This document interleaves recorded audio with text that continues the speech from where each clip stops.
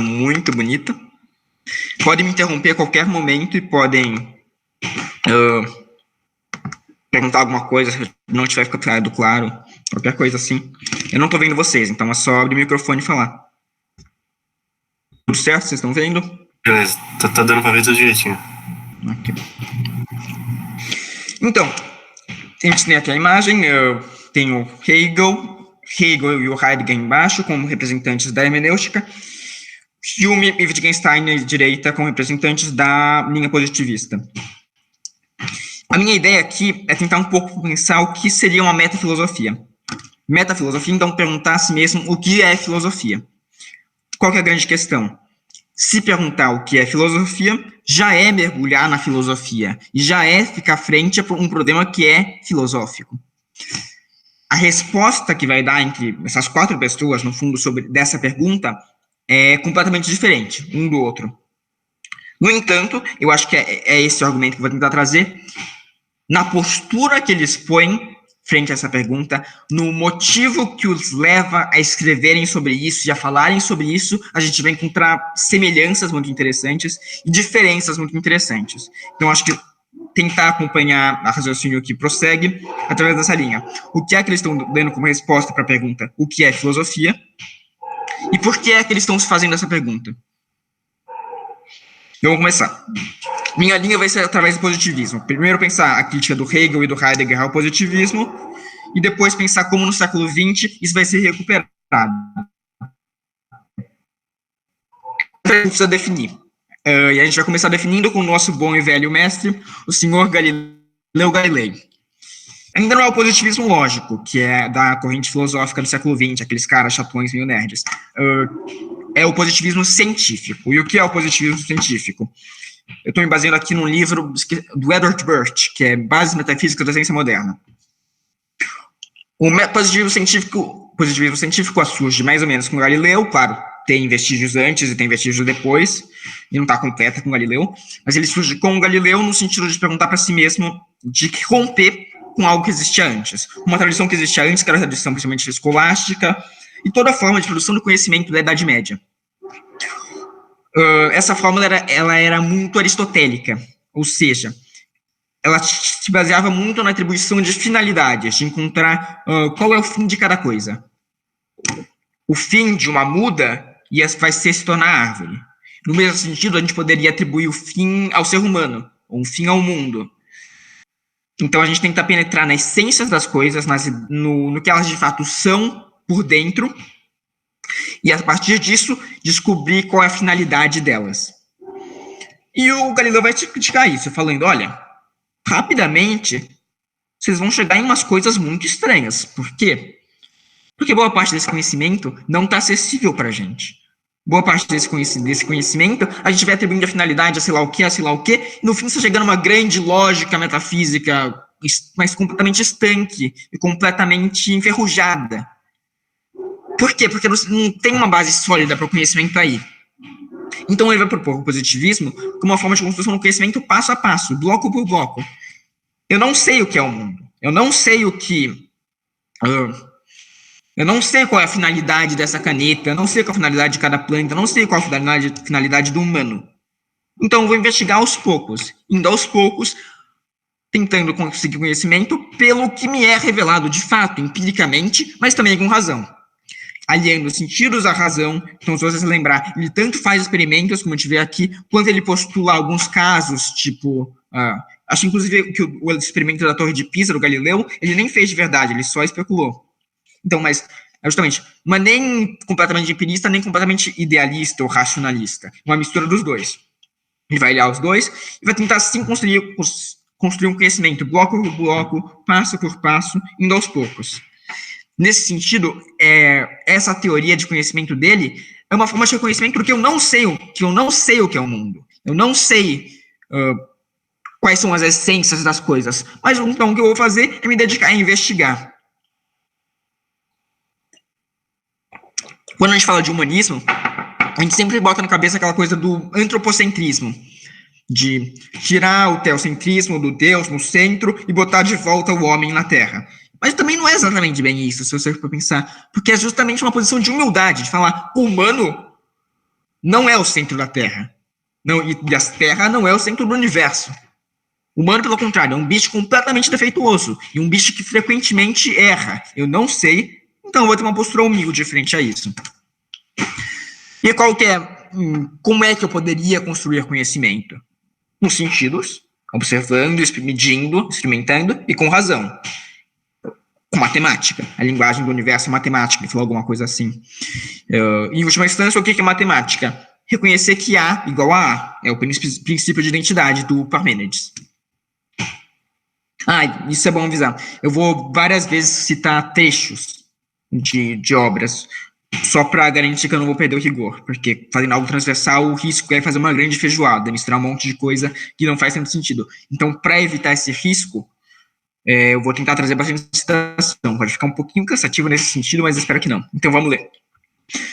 Não que realmente soubéssemos mais sobre que princípio ou virtude faz uma pedra mover-se para baixo, que o que sabemos sobre quem a faz mover-se para cima, quando ela se separa do lançador, ou sobre quem faz a lua mover-se em círculos, exceto apenas o nome que, com maior particularidade e propriedade, atribuímos a todos os movimentos descendentes, ou seja, a gravidade. O que ele está falando aqui?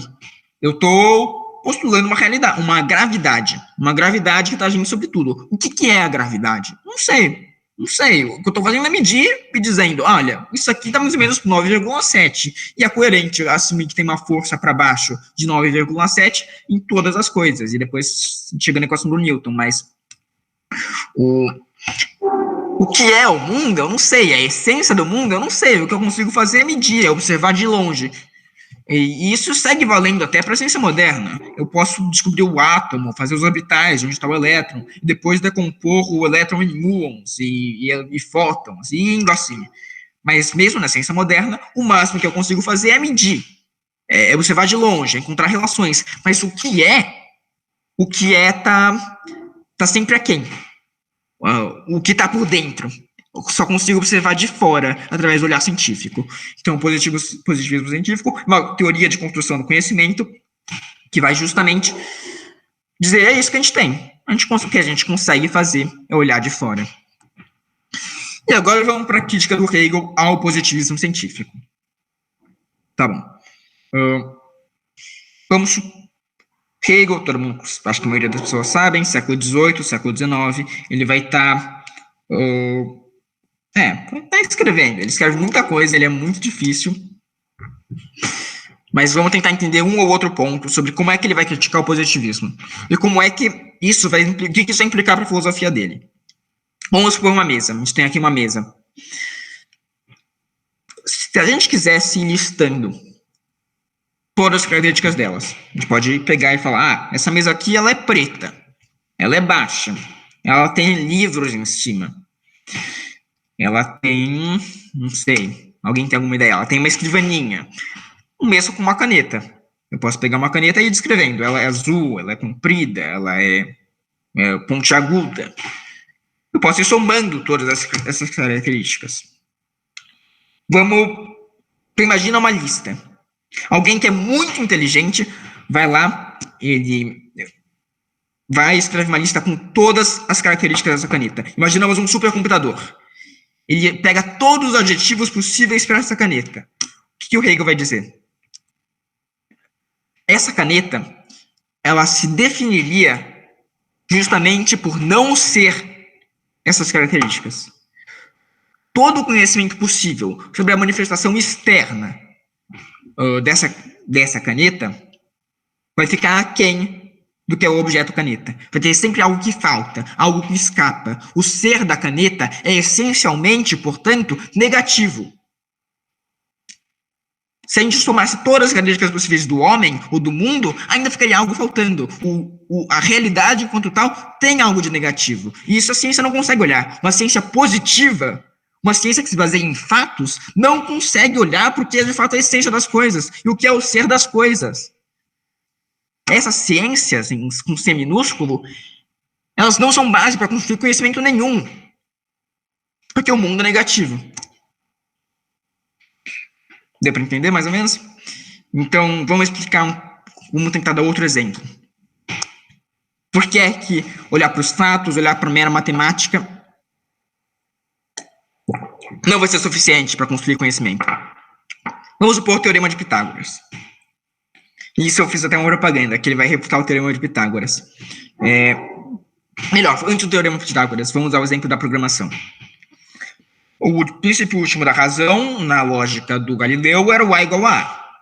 A igual a A, então, a partir disso a gente consegue fazer um monte de relação matemática com as coisas e com os números e etc. Mas assim que a gente passa a postular um mundo que está em mudança, que está em devir, o A igual a A deixa de servir. Por quê? Primeiro, porque o mundo é negativo. Tem uma negatividade presente no mundo. Segundo, vamos pensar, acho que a maioria das pessoas aqui já tiveram algum contato, mais ou menos, com programação. Quem já fez algum loop no programador, quem já fez qualquer programa minimamente eficiente, sabe que a gente frequentemente tem que usar algo tipo esse programa aqui, que eu coloquei aqui à direita. Nem sei o que é esse programa, mas é uma coisa genérica, eu só estava no meu celular. Que é igual, soma, tem que ser essa linha aqui. Soma igual a soma mais alguma coisa. A igual a A mais B. Isso para fazer qualquer coisa efetiva na programação.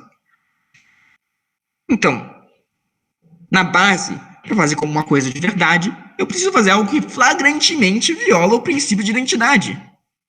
Soma não pode ser soma mais alguma coisa. Soma tem que ser soma, e ponto. Mas no mundo real isso não funciona. Por quê? Porque o mundo real é feito de mudança, é feito de tempo, é feito de negatividade. Então, é como se o princípio da identidade, assim que você se aprofunda um pouquinho, você vê que ele falha. Mesmo matemática, 6 igual mais 1 igual a 7. Ok, mas por que eu falei isso? Se 6 mais 1 igual a 7, por que eu não posso falar só 6 mais 1? Porque no 7 tem alguma informação que eu não tinha antes. Tem alguma verdade no 7 que não estava presente no 6 mais 1. Senão eu não ia precisar falar nada. Mesmo a matemática, para funcionar, ela não pode ser algo completamente positiva e estanque. Ela tem que ser feita de negatividade. E nisso a gente vai para o exemplo do teorema de Pitágoras. E eu vou pegar um trecho bem grande para ler, porque eu acho esse trecho genial. No conhecimento matemático, a intelecção é um operar exterior em relação à coisa. No exemplo acima, o teorema de Pitágoras, o triângulo é desmembrado e suas partes são aplicadas a outras figuras que a construção nela produz. Somente no fim o triângulo é restaurado, o mesmo triângulo que estava propriamente em questão, que no processo de demonstração foi perdido de vista e apenas jazia em pedaços. Mas a deficiência propriamente dita desse conhecimento diz respeito, em geral, tanto a conhecimento, mesmo quanto a sua matéria. No que concerne ao conhecimento, em primeiro lugar, não é considerada a necessidade da construção. Ela não procede do conceito do teorema, mas é algo imposto de fora. Né? A evidência desse conhecimento defeituoso, do qual a matemática se orgulha, repousa somente sobre a pobreza do seu fim e a deficiência de sua matéria. Depois de uma espécie tal que a filosofia tem o dever de desprezá-la. Seu fim, ou conceito, é a grandeza. Trata-se exatamente da relação inessencial e carente do conceito. O movimento do saber passa, por conseguinte, sob a superfície. Não toca a coisa mesma, não atinge a essência ou o conceito, e por essa razão não é um conceber. Ou seja, o que ele está falando? Ele está falando que, para fazer o teorema de Pitágoras, não funciona só o teorema de Pitágoras. Só o triângulo não implica no que eu estou querendo fazer. Só o conceito... O conceito não está implicado no fato do triângulo, eu tenho que ir além, eu tenho que ir muito além dele. E mesmo o teorema de Pitágoras, ele é muito fraco para construir qualquer verdade. Ele só consegue a grandeza, ele só consegue medir, mas ele não consegue chegar ao que é, e ao ser das coisas. Tem um triângulo, por exemplo. Não tem a menor ideia. Existe um triângulo no mundo? Provavelmente não. Então, de onde ele vem? Por que é que a hipotenusa é a soma do lado dos quadrados dos catetos? Porque Deus quis? Porque o teorema prova isso. Mas por que o teorema prova isso? Então, o que é que sobra se a matemática não serve? A gente tem que se aventurar nesse terreno do negativo. A gente tem que ir atrás das essências das coisas. O Galileu falou que é arriscado. Bota fé que é muito arriscado. Mas o Hegel acha que ele conseguiu. Se você for olhar a fenomenologia, é difícil discordar dele. É difícil entender, mas é difícil também discordar.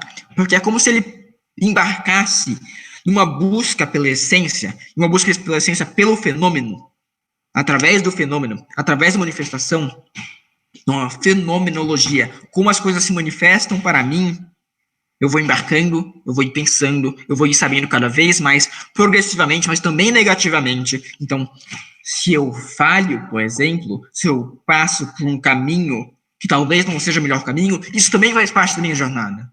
Não existe erro de conta, não existe 5 mais 3 igual a 10. Ele não vai fazer isso. Se eu descobrir que 5 mais 3 é igual a 10, se eu estou achando isso vai me levar para um novo lugar. E esse novo lugar, ainda que errado, vai fazer parte da construção do conhecimento. A negação é determinada, não existe negação que leva para um beco sem saída. Tudo faz parte do processo de construção do conhecimento. Ele embarca no pensar sem menor receio, sem menor hesitação, e pensou pensar uma forma de alcançar o saber. E pensar tão profundamente que no final ele vai falar do fim do saber. Ele vai pensar, quando ele é capaz de pensar sobre o pensamento, quando ele toma consciência do processo de tomada de consciência, e se ele fala que é o saber absoluto.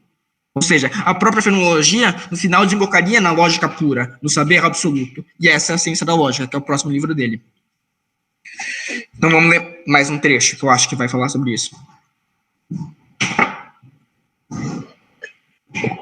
Enquanto as determinidades do sentimento, da intuição, do desejo, da vontade, etc., na medida em que delas se sabe, são chamadas em geral representações, pode-se dizer de modo geral que a filosofia põe no lugar das representações pensamentos, categorias e, mais precisamente, conceitos.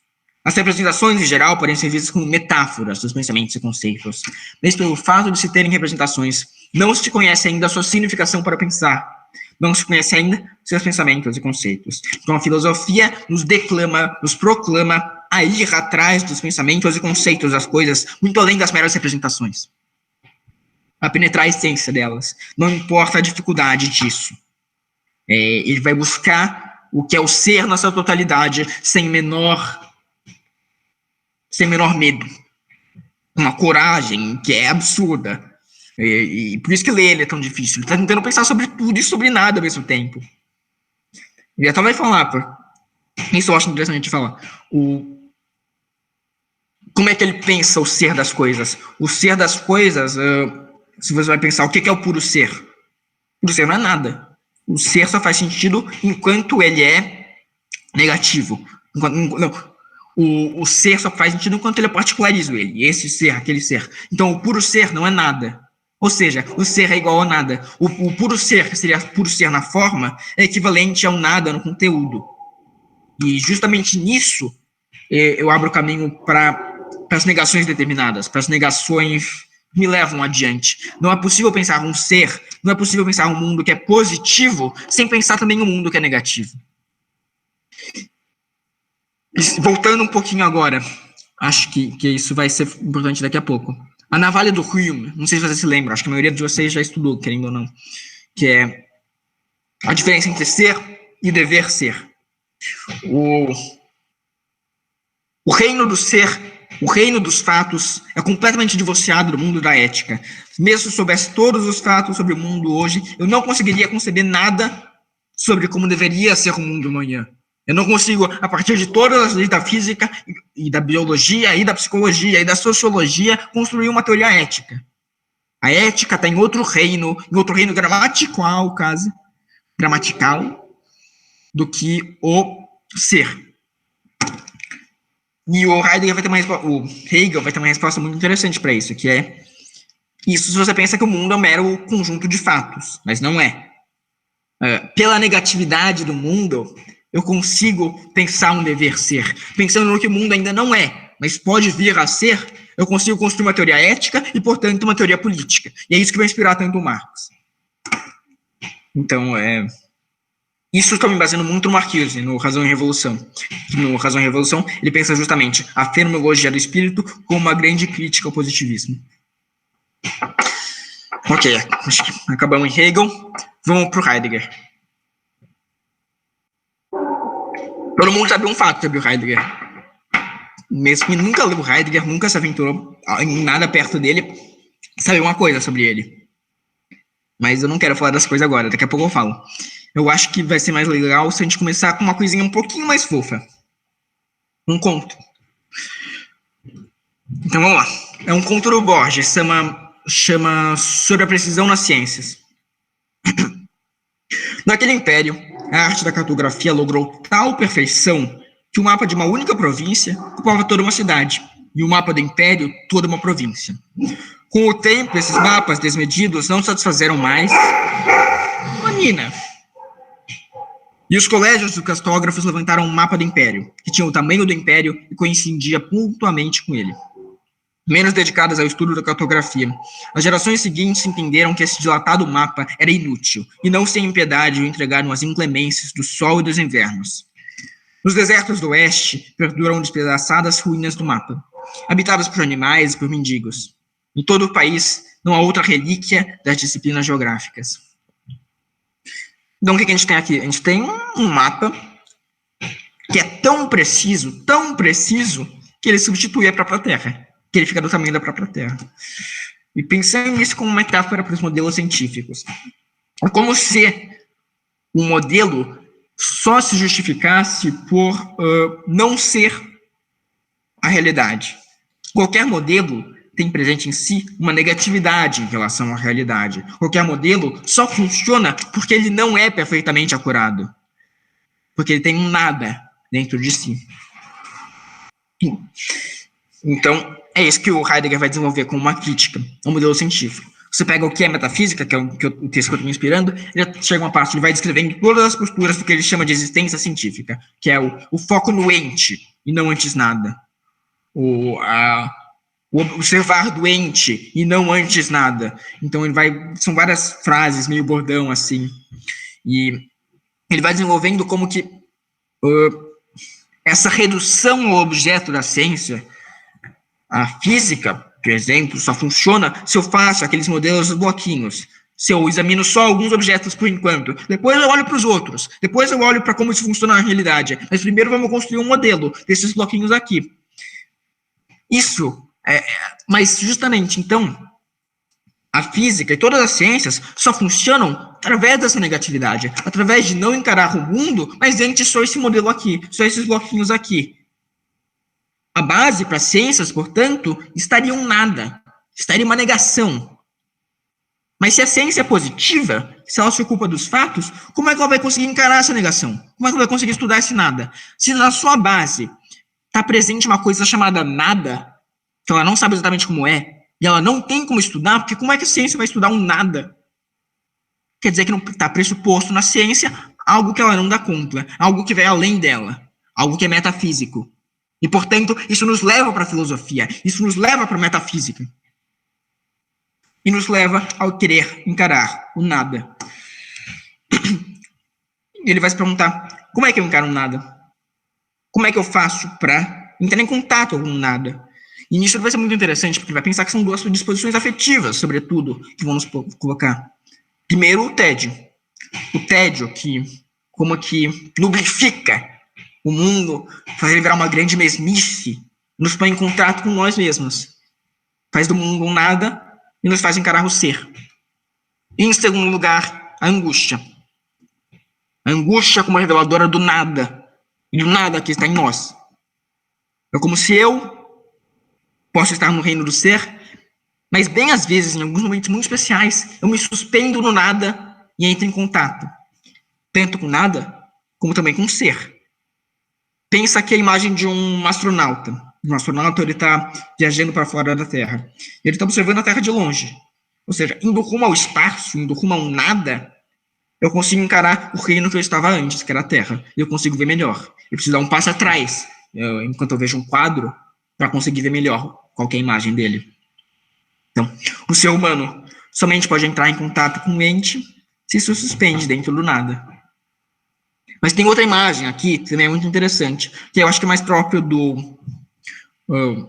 do ser e o tempo do que a metafísica, mas que é, sim, eu posso dar um passo para fora, mas esse passo para fora, ele vai me deixar interessado. Eu vou querer investigar. O que é esse reino dos seres que eu estava antes? Então eu mergulho. eu dou um passo para dentro. Por isso que eu coloquei aqui. É como se, querendo adentrar o reino dos seres, eu vou adentrando, eu vou mergulhando, e vou tentando chegar ao que é a essência deles. E nisso a gente pode pensar qual que é o grande projeto do Heidegger, que é o projeto de descobrir o que é ser. Diferente do Hegel antes, ele não acha que o ser é uma palavra vazia. O ser, se a gente está lidando com o ser das coisas, o ser dos entes, o ser dos seres, como é que esse conteúdo pode ser vazio se é justamente ele o que dá implícito tudo? Então, todo o projeto do Ser e o Tempo é tentar se interrogar o que é, afinal, este ser. É tentar ficar escutando no mundo, ficar escutando, aos poucos, investigando, através da fenomenologia, através da hermenêutica que seria como se fosse entender o mundo como se fosse um texto e adentrar qual que é o sentido desse texto, o que é o ser, afinal, que está sustentando todo esse mundo. Eu vou adentrando, eu vou mergulhando e eu vou tentando caçar fenomenologicamente o que é o ser. No final do que é metafísica, ele traz uma pergunta muito interessante. Agora que eu ou fui para o espaço como astronauta, ou fui até a fossa de Mariana, eu posso perguntar, por que existe o ser e não antes nada? Porque afinal existe alguma coisa que é. Esse acho que é o grande projeto do Heidegger. Que o nada não edifica, né? Tô sempre negando as coisas em mim. Se a realidade é negativa, ela tá sempre nesse processo de negar, através do tédio, através da angústia, mas também através da própria matemática, como a gente viu com Hegel antes. Então tá sempre tendo um processo de negação, de nadificação do mundo. O que é o nada? E por que ele não consumiu tudo? Por que veio a ser alguma coisa? E conforme ele vai embarcando cada vez mais no projeto dele, a gente pode pensar de novo a imagem do mergulhador. Conforme ele vai mergulhando no ser, a pressão vai aumentando, vai doendo cada vez mais. Esse ser vai cada vez mais escapando. O absoluto do mundo me escapa. Isso machuca. Essa investigação me machuca. Tanto é que o Lacan depois vai falar do real como algo que é essencialmente negativo, que é não negativo, doloroso. Algo que essencialmente machuca quem está lá. Esse projeto é muito dolorido. Mais alguma coisa que eu precisava falar do Heidegger? Acho que é isso. Ok. Agora vamos falar sobre aquele fato. Aquele fato do Heidegger. Ele era nazista, né? Isso é um probleminha. E, obviamente, isso entra em mil questões. Como é que o nazismo estava ou não implícito na obra dele? E se esse nazismo foi uma circunstância histórica, ele de fato acreditava, e etc, e etc. E vai ter gente que vai estar muito preocupada com isso. A escola do positivismo lógico vai estar muito preocupada com isso. Como assim positivismo lógico se acabou de ter o Hegel absolutamente massacrando o positivismo científico?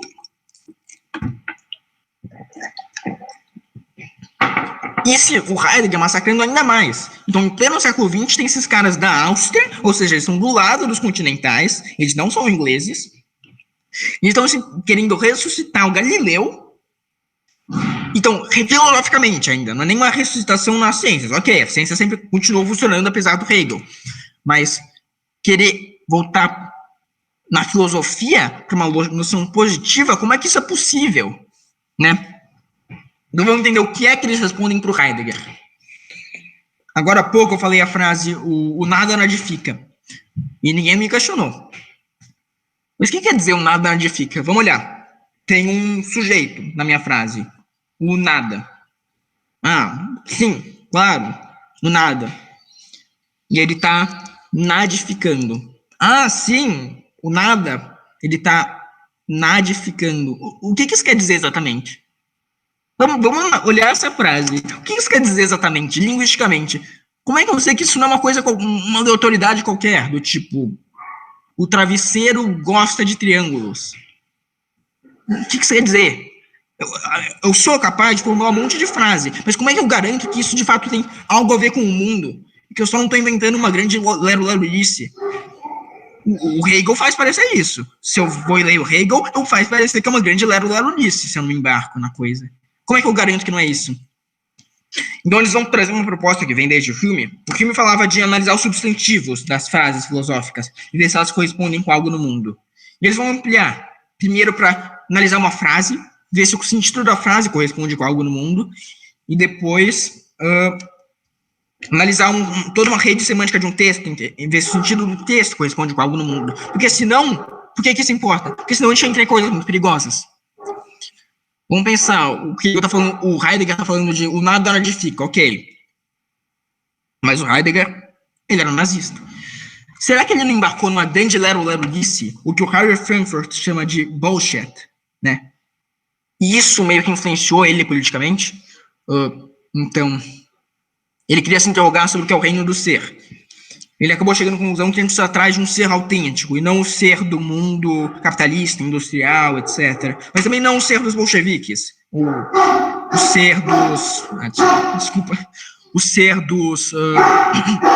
o ser também industrial dos socialistas que querem... que é um novo mundo. A gente quer se reconectar às nossas raízes. Mas nisso, será que ele não criou uma grande lero-lerolice, uma grande bullshit? Desculpa os cachorros. Um monte de frases sem sentido, mas que estavam emocionando politicamente a se conectar com o regime que ele achava que ia trazer o reino do ser para ele. Então, essas frases são muito perigosas. O exemplo que o Frankfurt dá, que o Frankfurt é um cara do século XX, do século XXI, filósofo do século XXI, eu não vou conseguir mexer um alemão para ir para a Primeira Guerra com base assim, porque a nossa nação está em crise econômica porque a gente precisa construir uma ferrovia com os turcos, mas o fluxo de capital esse ano caiu abaixo da média e a gente está tendo grandes impedimentos na Sérvia. Não. Isso não emociona um jovem a ir para a guerra. Oba! O que emociona um jovem a ir para a guerra, no caso, é falar o espírito da pátria exige que você vá para a guerra. O espírito da pátria exige o seu sacrifício para a nação. Mas o que isso quer dizer, efetivamente? Se a gente começar a analisar as frases... Se a gente começa a analisar as frases aí, então, o espírito da pátria exige que um jovem, que você sacrifique o seu espírito pela nação. A gente vai encontrar um monte de coisa que não existe. Espírito, ok, tem uma coisa chamada espírito da pátria, não tem uma coisa chamada pátria, que não é exatamente o meu país, mas tem a ver com o meu país, e essa coisa que tem a ver com o meu país tem um espírito, e ele está exigindo. Se ele está exigindo, quer dizer que eu não posso recusar, mas o que acontece se eu recusar? Não sei.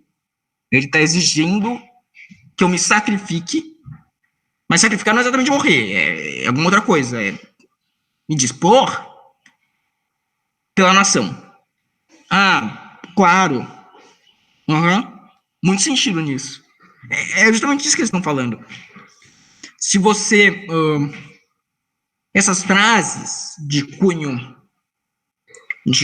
emotivo, que frequentemente, ou metafísico, nas piores hipóteses, não fazem nenhum sentido, mas elas me motivam politicamente, e elas me motivam a fazer coisas no mundo. E por isso elas são extremamente perigosas. E por isso a gente precisa fazer uma filosofia que é chata. É ficar analisando que frases fazem sentido e que frases não fazem.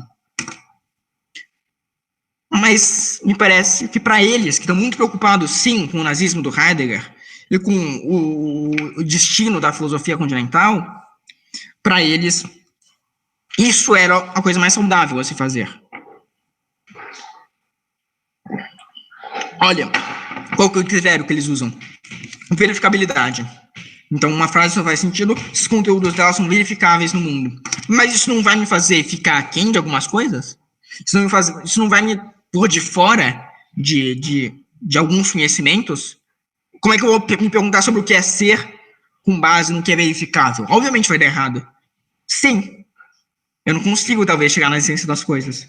Então, de novo, a gente tem aqui aquela postura de humildade do Galileu. Eu não sei. Talvez eu não saiba mesmo. Mas eu vou me dedicar o máximo possível para saber. E a gente fica no que dá, no que é verificável. Verificar o que escapa, óbvio, claro, mas É isso que o ser humano consegue, na perspectiva deles. Ok, mas no fato é que o ser humano precisa, por exemplo, lidar com o dever ser, do Hume, que eu tinha mencionado antes. O ser humano precisa lidar com a ética. Olha, então o que eles vão fazer em resposta a isso? Eles são uns caras chatos presos na academia que ficam falando o que faz e não faz sentido? Não exatamente. Eles moravam principalmente em Viena, era o Círculo de Viena que eu estou mencionando. Então, que era uma cidade, logo depois da Primeira Guerra, uma cidade em um país completamente destruído, que era o Império Austro-Húngaro, completamente em crise, extremamente reacionário, exceto Viena, que estava num grande florescimento cultural e com algumas das maiores mentes que habitaram o século XX. O Einstein, acho que morou lá, o Freud morou lá, o Trotsky morou lá, o Lenin morou lá. Se você for olhar, tem muita coisa acontecendo em Viena. E Viena era extremamente de esquerda, naquele austro-húngaro reacionário. E eles se dedicavam à causa de esquerda. Com certeza não eram marxistas, mas eles se engajavam politicamente. Como? Eles falavam, olha, meio que... vamos postular um dever ser e estudar como é que a gente faz o ser chegar lá. De fato, é meio arbitrário, né? Eu posso falar, eu quero o nazismo. Posso. Mas no caso, o que eles falavam? Eu quero a emancipação do proletariado. É esse o dever ser que eu postulo para mim. Então, eu vou estudar como é que eu faço isso. E eles, de fato, foram atrás politicamente disso. Eles fizeram um monte de experimentos em Viena Vermelha, que era uma gestão bem horizontal, de, por exemplo, moradia, que é de vários prédios de construção de moradia, de organização industrial, de como é que eu vou organizar os meios de produção de um jeito democrático. Então, mesmo se eles não deixam se levar por uma pura inércia. Eles, de fato, estão pensando, através das ciências sociais, por exemplo, estudando ciências sociais e conjugando elas para conseguir chegar em resultados legais. Através de um ser, através da análise do que eu posso verificar nesse ser, chegar a um dever ser. Então, por exemplo, como pensaria o positivismo hoje? Muito daquelas pessoas lá que falam muito de eu quero política baseada em evidências, tem um lastro positivista para falar delas, no sentido de que a gente precisa tomar contato com o ser para conseguir chegar no dever ser. Qual que é o problema se eu falar algo como eu quero política baseada em evidências? Olha, primeiro a gente precisa acordar no que a gente quer, no que vai ser o dever ser, né? E isso eles acordavam, mas como é que a gente vai fazer esse embate? Mas, por exemplo, se eu falo, mesmo se eles são socialistas no fundo, e eles falam, eu quero a emancipação do proletariado, talvez não recusassem uma tecnologia de crédito de carbono, por mais capitalista que isso seja. Por quê? Porque, com base em evidências, eles acham que isso vai chegar na causa que eles querem, na causa de dever ser que eles querem.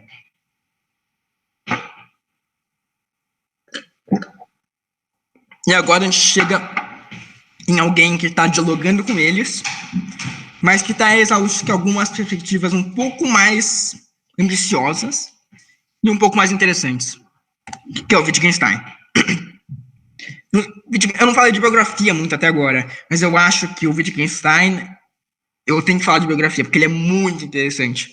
Ele nasceu na terceira família, que era a mais rica da Áustria, ele tinha uns 11 irmãos, e uma quantidade idiota deles se mataram, ia chutar uns 5, mas não sei o número agora. Ele foi pra guerra, e ele não ficou numa estação de rádio, que nem o Heidegger. Ele foi pra guerra e foi pro front, porque ele quis. Ele renunciou a toda esperança, ele foi até a Suíça dar aula pra criança de, quinta série, e aí ele foi expulso de lá porque ele bateu numa criança. Depois ele virou arquiteto, depois ele voltou a fazer filosofia, mas ele só tem 2 livros de filosofia famosos e grandes, e um discorda completamente do outro. Então é que chamam de Wittgenstein 1 e Wittgenstein 2. Eu tenho um livro em casa, eu nunca li, mas tem umas 100 páginas, é uma grande investigação histórica sobre se o Wittgenstein bateu no Karl Popper com uma atiçadeira de lareira ou não. E... que mais que eu queria falar? O Kripke, que é um filósofo do final do século XX já, ele diz, olha, Wittgenstein é muito difícil. Eu tenho uma interpretação dele aqui, mas eu não tenho certeza do que ele quer dizer. se é isso que ele queria dizer mesmo. Então eu vou criar um personagem chamado Kripkenstein e falar que esse cara é essa. Então essa interpretação que eu estou fazendo não é nem exatamente o que eu concordo, nem exatamente o que o Wittgenstein concorda, mas eu vou dialogar com essa interpretação minha chamada Kripkenstein e fingir que ele é um personagem. Então, o que não falta é história doida para o Wittgenstein.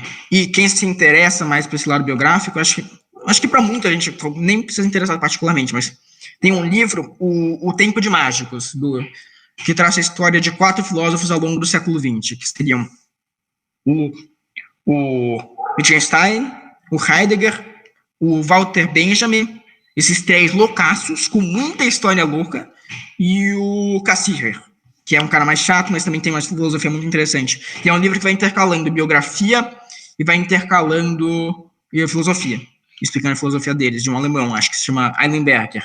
E acho que vale muito a pena para pensar tanto o que é essa década de 20, o que é o desespero dessa década de 20, o que motiva esses caras a escreverem e pensar a filosofia deles. Copiei aqui o começo do tratado, do Tractatus Lógicos Filosóficos, do Wittgenstein. O livro inteiro é assim, até li uma piada outro dia que era o Tractatus é como se ele escrevesse um livro inteiro em forma de tweet. Mas vamos lá. O mundo é tudo que é o caso. O mundo é a totalidade de fatos, não de coisas. O mundo é determinado por esses fatos e por estes serem todos os fatos. Ok? O que isso quer dizer exatamente? Vou tentar me explicar numa base de uma discussão que ele teve com o Bertrand Russell, que foi o orientador dele, ele tentando explicar o livro para o Bertrand Russell. Que ele está falando, olha, o mundo é a totalidade de fatos e não de coisas. Então, tudo que eu posso falar de mundo, eu não posso falar que não existe nada no mundo. Eu posso falar que existem fatos que acontecem, mas não tem exatamente nada que eu posso aplicar e descrever do mundo em si. Porque o mundo não é nada mais do que a totalidade de fatos. Ele não é uma coisa que existe em si. Aí o que o Bertrand Russell fez, tentando entender isso?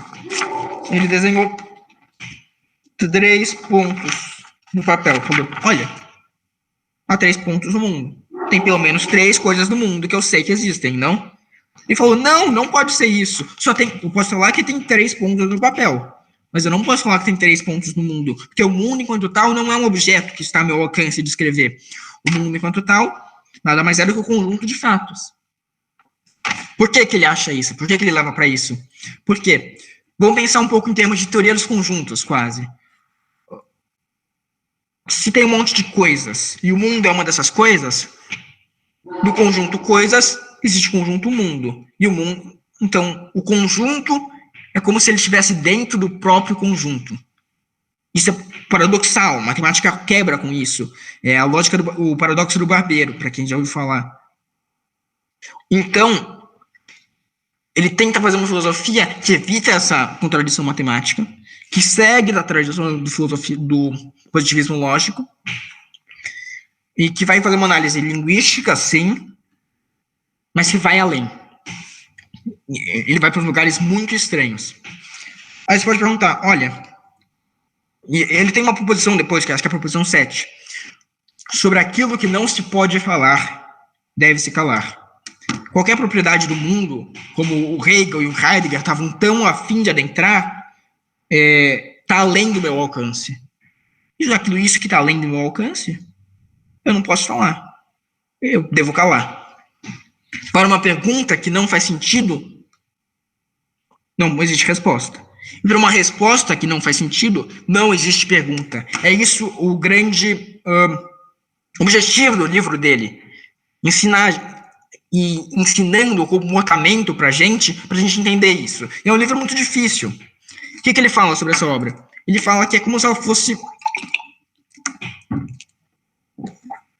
uma escada. Uma escada que vai nos fazer escalar um mundo.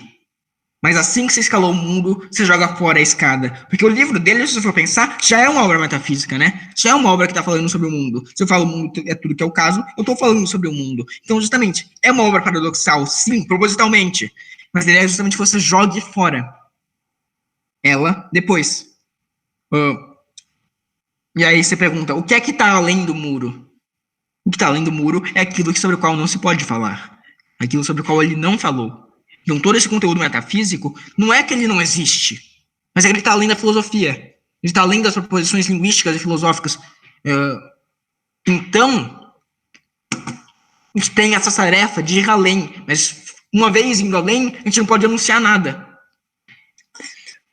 E o caminho que ele acha que vai fazer nos fazer ir além é atravessar essa escada que é a obra dele e ver o que está além do muro. E é muito difícil, ninguém entendeu. Por quê? Porque é como se fosse uma nuvem. Como se eu estivesse escrevendo uma nuvem para você. Essa nuvem parece um dragão. E eu vou descrevendo, olha, um dragão, olha a cauda ali, olha o espinho ali, olha o olho ali. Vou tentando descrever para você como é que faz para ver essa nuvem. Mas uma hora não dá mais. Uma hora você vai ter que ter visto e aprendido a nuvem enquanto dragão, ou não.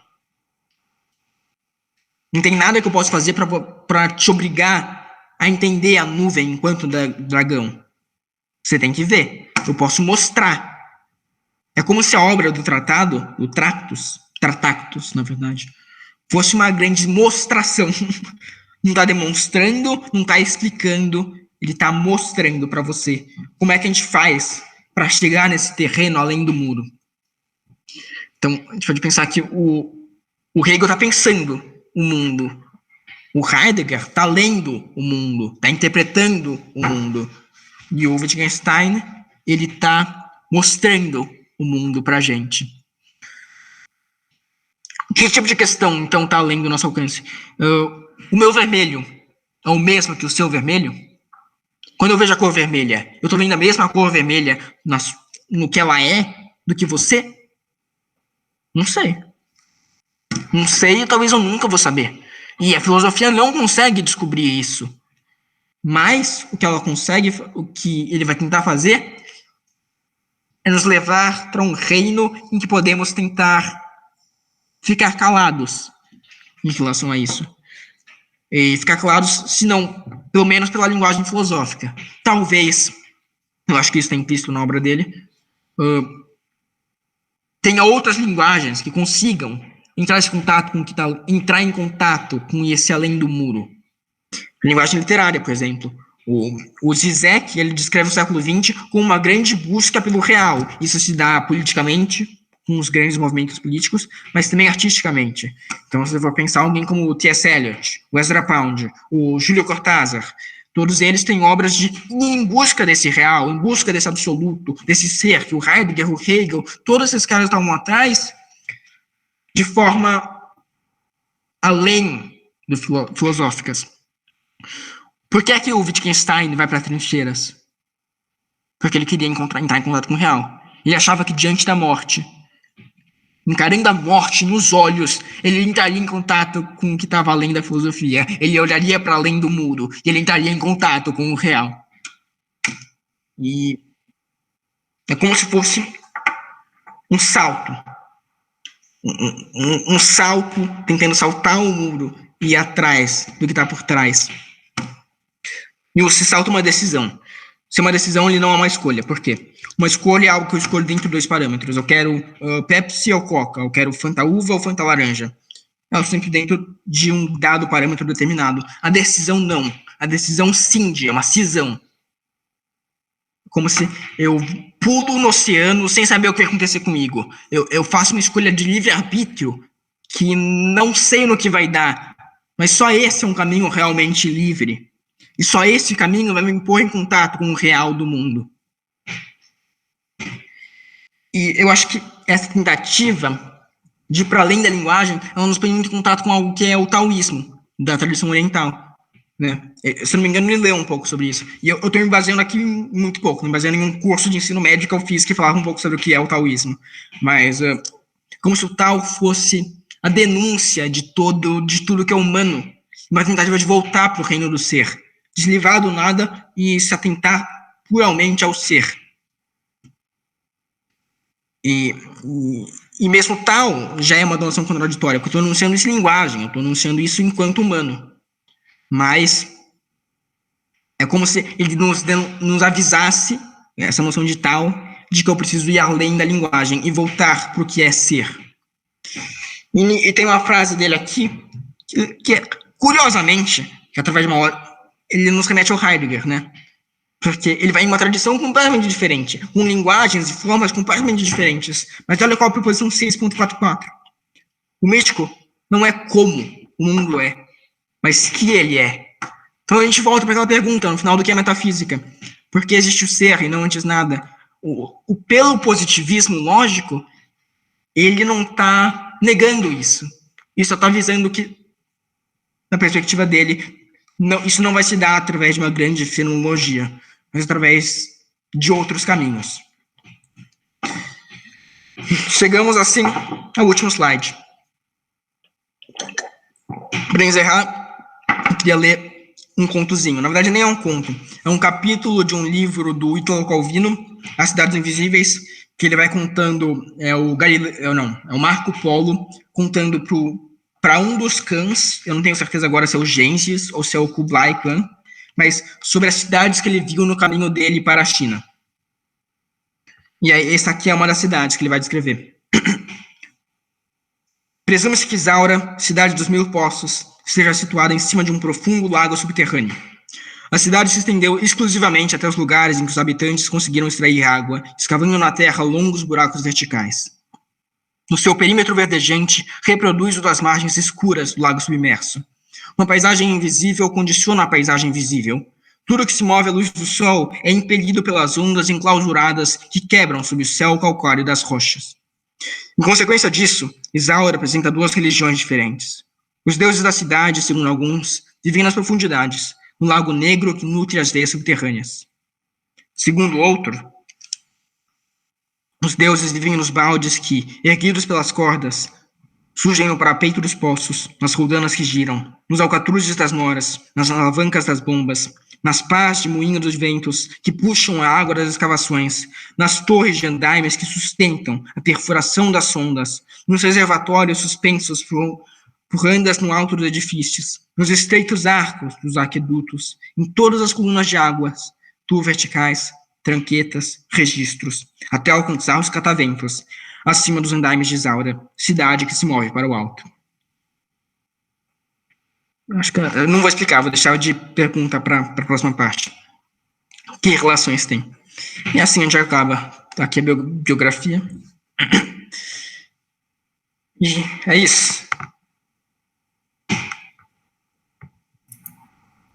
Cara, se você já puder falar.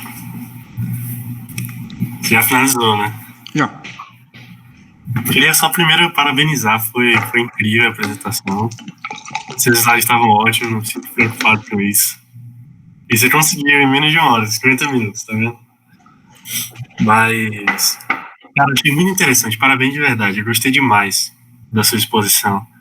E essa última parte, esse último trecho aí que você leu, eu fiquei com... Eu tava esperando que você ia traduzir, assim, que você ia dar a interpretação, mas é legal que você deixou a gente falar, que eu já tava pensando, essas duas formas de ver esses deuses, onde estavam os deuses dentro dessa cidade, né? Um tava embaixo do lago, escondido, ninguém via. O outro tava em todas as coisas, principalmente naquelas coisas que subiam, né? Aquelas coisas altas, ou aquelas coisas que sustentavam outras.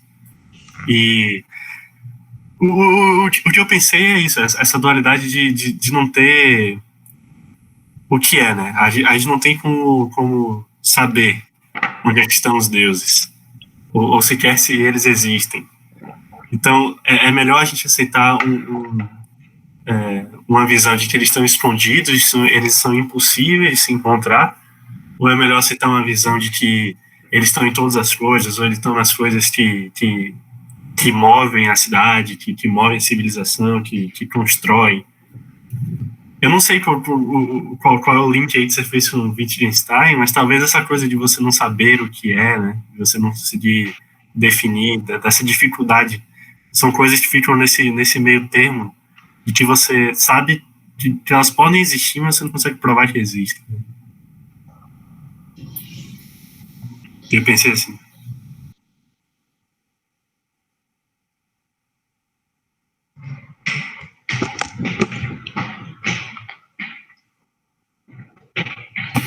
Tava esperando que o Davi fosse responder, talvez, mas eu, já que é pra gente iniciar uma discussão, primeiramente, novamente aqui, queria estar parabenizando o Davi pela excelente exposição aqui. É sempre bom assim, a gente pegar e se confrontar novamente. Vocês sabem como eu sou chato, pitioso com os textos aqui.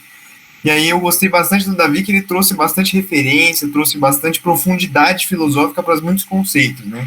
Não estou criticando quem não traga, que isso é muito bom também, mas eu acho que é legal a gente pegar e sempre estar tentando fazer esse exercício, né? De pegar e expor os textos, de pegar e fazer uma dissecação hermenêutica desse todo.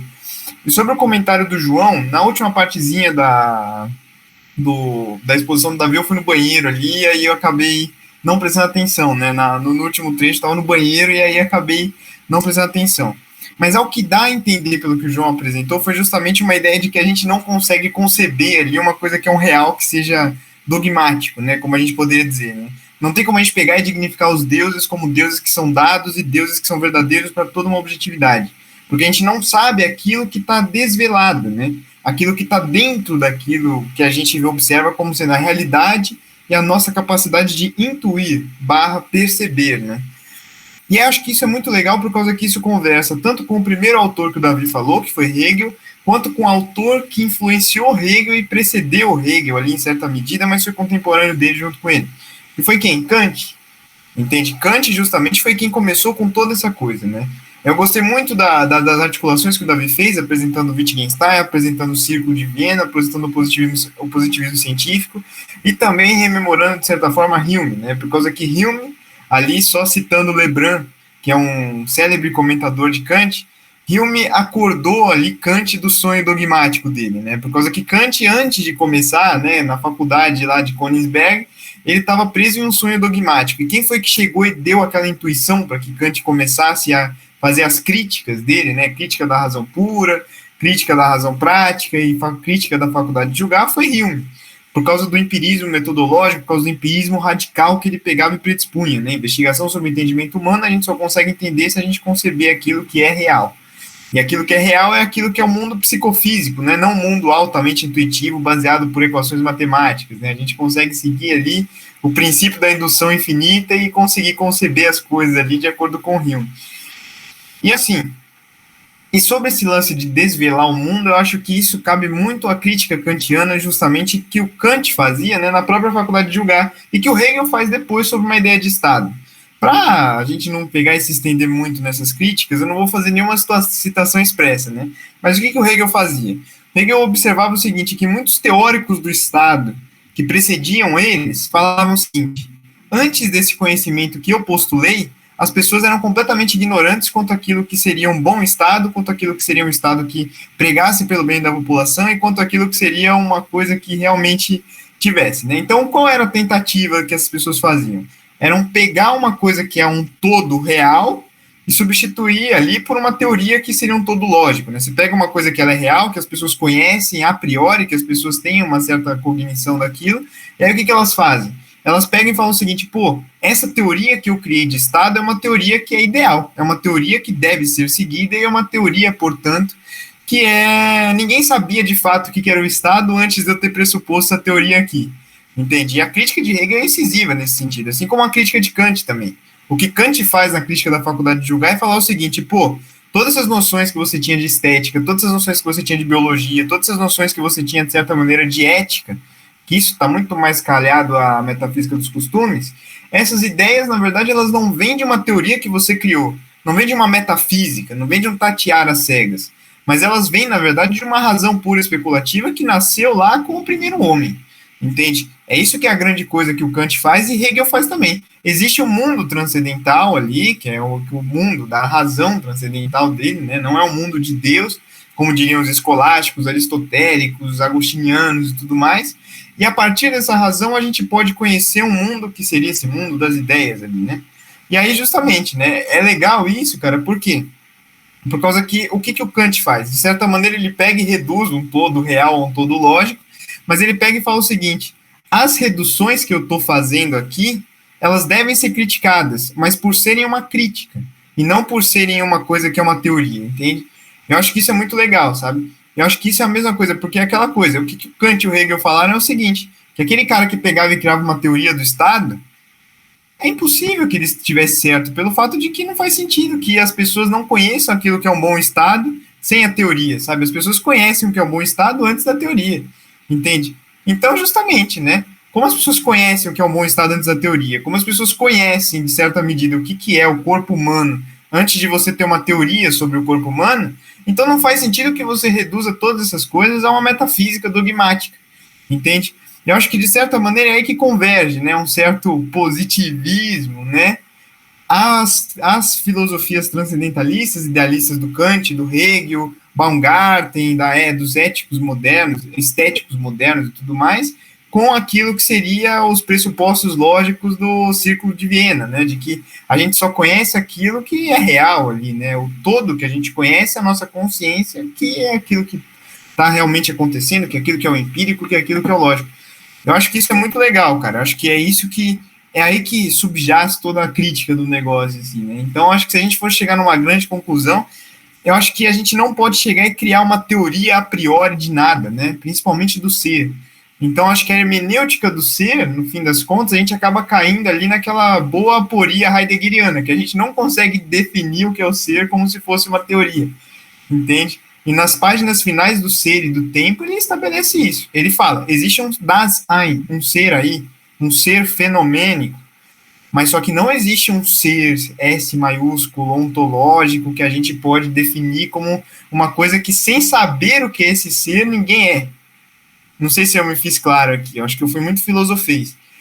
Mas em síntese não filosofástica, assim, o que toda essa rapaziada que o Davi apresentou tá pegando e criticando, assim, e agora eu quero também uma ratificação do Davi para a gente iniciar um debate, né, juntamente com os outros. Que essa galera tá falando é o seguinte, cara, que não tem como você pegar e tentar criar um dogma, né, uma teoria dogmática do que seria o ser, uma teoria dogmática daquilo que seria o real. Porque se a gente pegar e criar essa teoria dogmática do que seria o real, a gente cairia naquele problema lá dos caras que falavam sobre o Estado, de que não é possível conhecer nenhum Estado se você não tiver uma teoria do Estado, o que não faz sentido. Isso é lógico, né? Por causa que, assim, o Estado vem antes da teoria, porque a teoria é uma modelação do Estado. E aí, como é que você não vai conhecer o Estado sem a teoria, sabe? Eu acho que isso é muito interessante, assim. Então, a hermenêutica do ser, na verdade, é uma hermenêutica, de certa maneira, não vou dizer do nada, mas é uma hermenêutica crítica. É uma hermenêutica que você chega e você fala o seguinte, pô, eu preciso observar a minha perspectiva sobre uma natureza mais crítica, no sentido de observar as categorias que formam ali, as formas a priori, né? O que é ser, o que é tempo, não, o que é ser não, o tempo, o espaço, a minha intuição, tudo mais. Mas eu não posso chegar e fugir dessas categorias, e chegar e definir uma coisa que vem antes delas. Eu tenho que começar por elas e ir filtrando tudo isso. Por isso que é uma hermenêutica crítica. Uma hermenêutica que parte ali desse pressuposto de que o ser não é uma coisa que pode ser teorizada, datável, assim como o Deus velado, né? Tipo assim, você não pode chegar e falar, pô, Deus é uma coisa velada. Deus é uma coisa completamente desvelada, ninguém consegue pegar e aprender Deus de uma maneira objetiva, mas as expressões dele são subjetivas, como o Davi bem mostrou ali naquele excerto ali, né, que é uma interpretação cabível daquele pouco que eu vi quando eu voltei do banheiro. Mas eu acho que é isso, assim, eu não sei, se vocês querem que eu retome alguma coisa, podem falar, que acho que eu falei muitas coisas ao mesmo tempo, que é fluxo de ideias aqui, brainstorming, aí eu acabei me perdendo um pouco.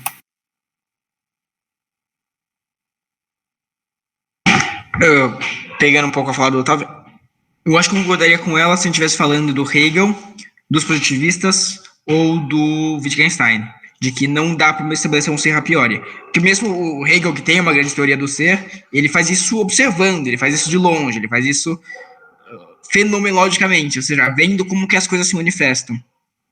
Mas eu acho que o Heidegger ia discordar também, porque a definição de Heidegger pro ser aí, pro ser humano, é o ser para o qual o ser é uma questão.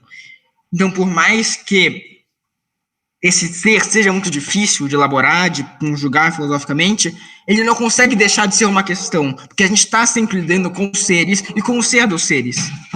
Então, é como se Olha, pode ser que não tenha deuses no fundo daquele lago, na cidade de Isaura, mas aquela cidade vai usar e vai acreditar naqueles deuses mesmo assim. Ela pode muito bem pular e observar, tem Deus ou não tem, mas tanto faz para ela isso, porque o ser daqueles deuses está em questão para ela, e ela não consegue deixar de crer, ela não consegue deixar de lidar com essa questão. Para alguns, né? Para outros de Zaura, pelo contrário, o Deus está buscando, e está na trabalho, na labuta humana, numa realização de Deus na Terra, e num Deus bem imanente. Então é como se, muito próximo talvez do Hegel, o Deus vai ser construído na Terra pelo processo filosófico, pelo processo humano. Eu acho que o grande diferencial da filosofia de Heidegger também, em comparação com as filosofias citadas, talvez não com relação ao Wittgenstein, porque o Wittgenstein é bem contemporâneo, né? Mas com relação ao Hegel, né? Principalmente David Hume, a Kant, tudo mais, essa galera ali moderna mesmo, né? É justamente o fato de que a filosofia de Heidegger era como eu posso dizer, era uma agulha no meio de um palheiro, assim, era agulha no sentido de ser diferente, assim, né? Era um pedaço de metal no meio de um monte de palhas de filosofia.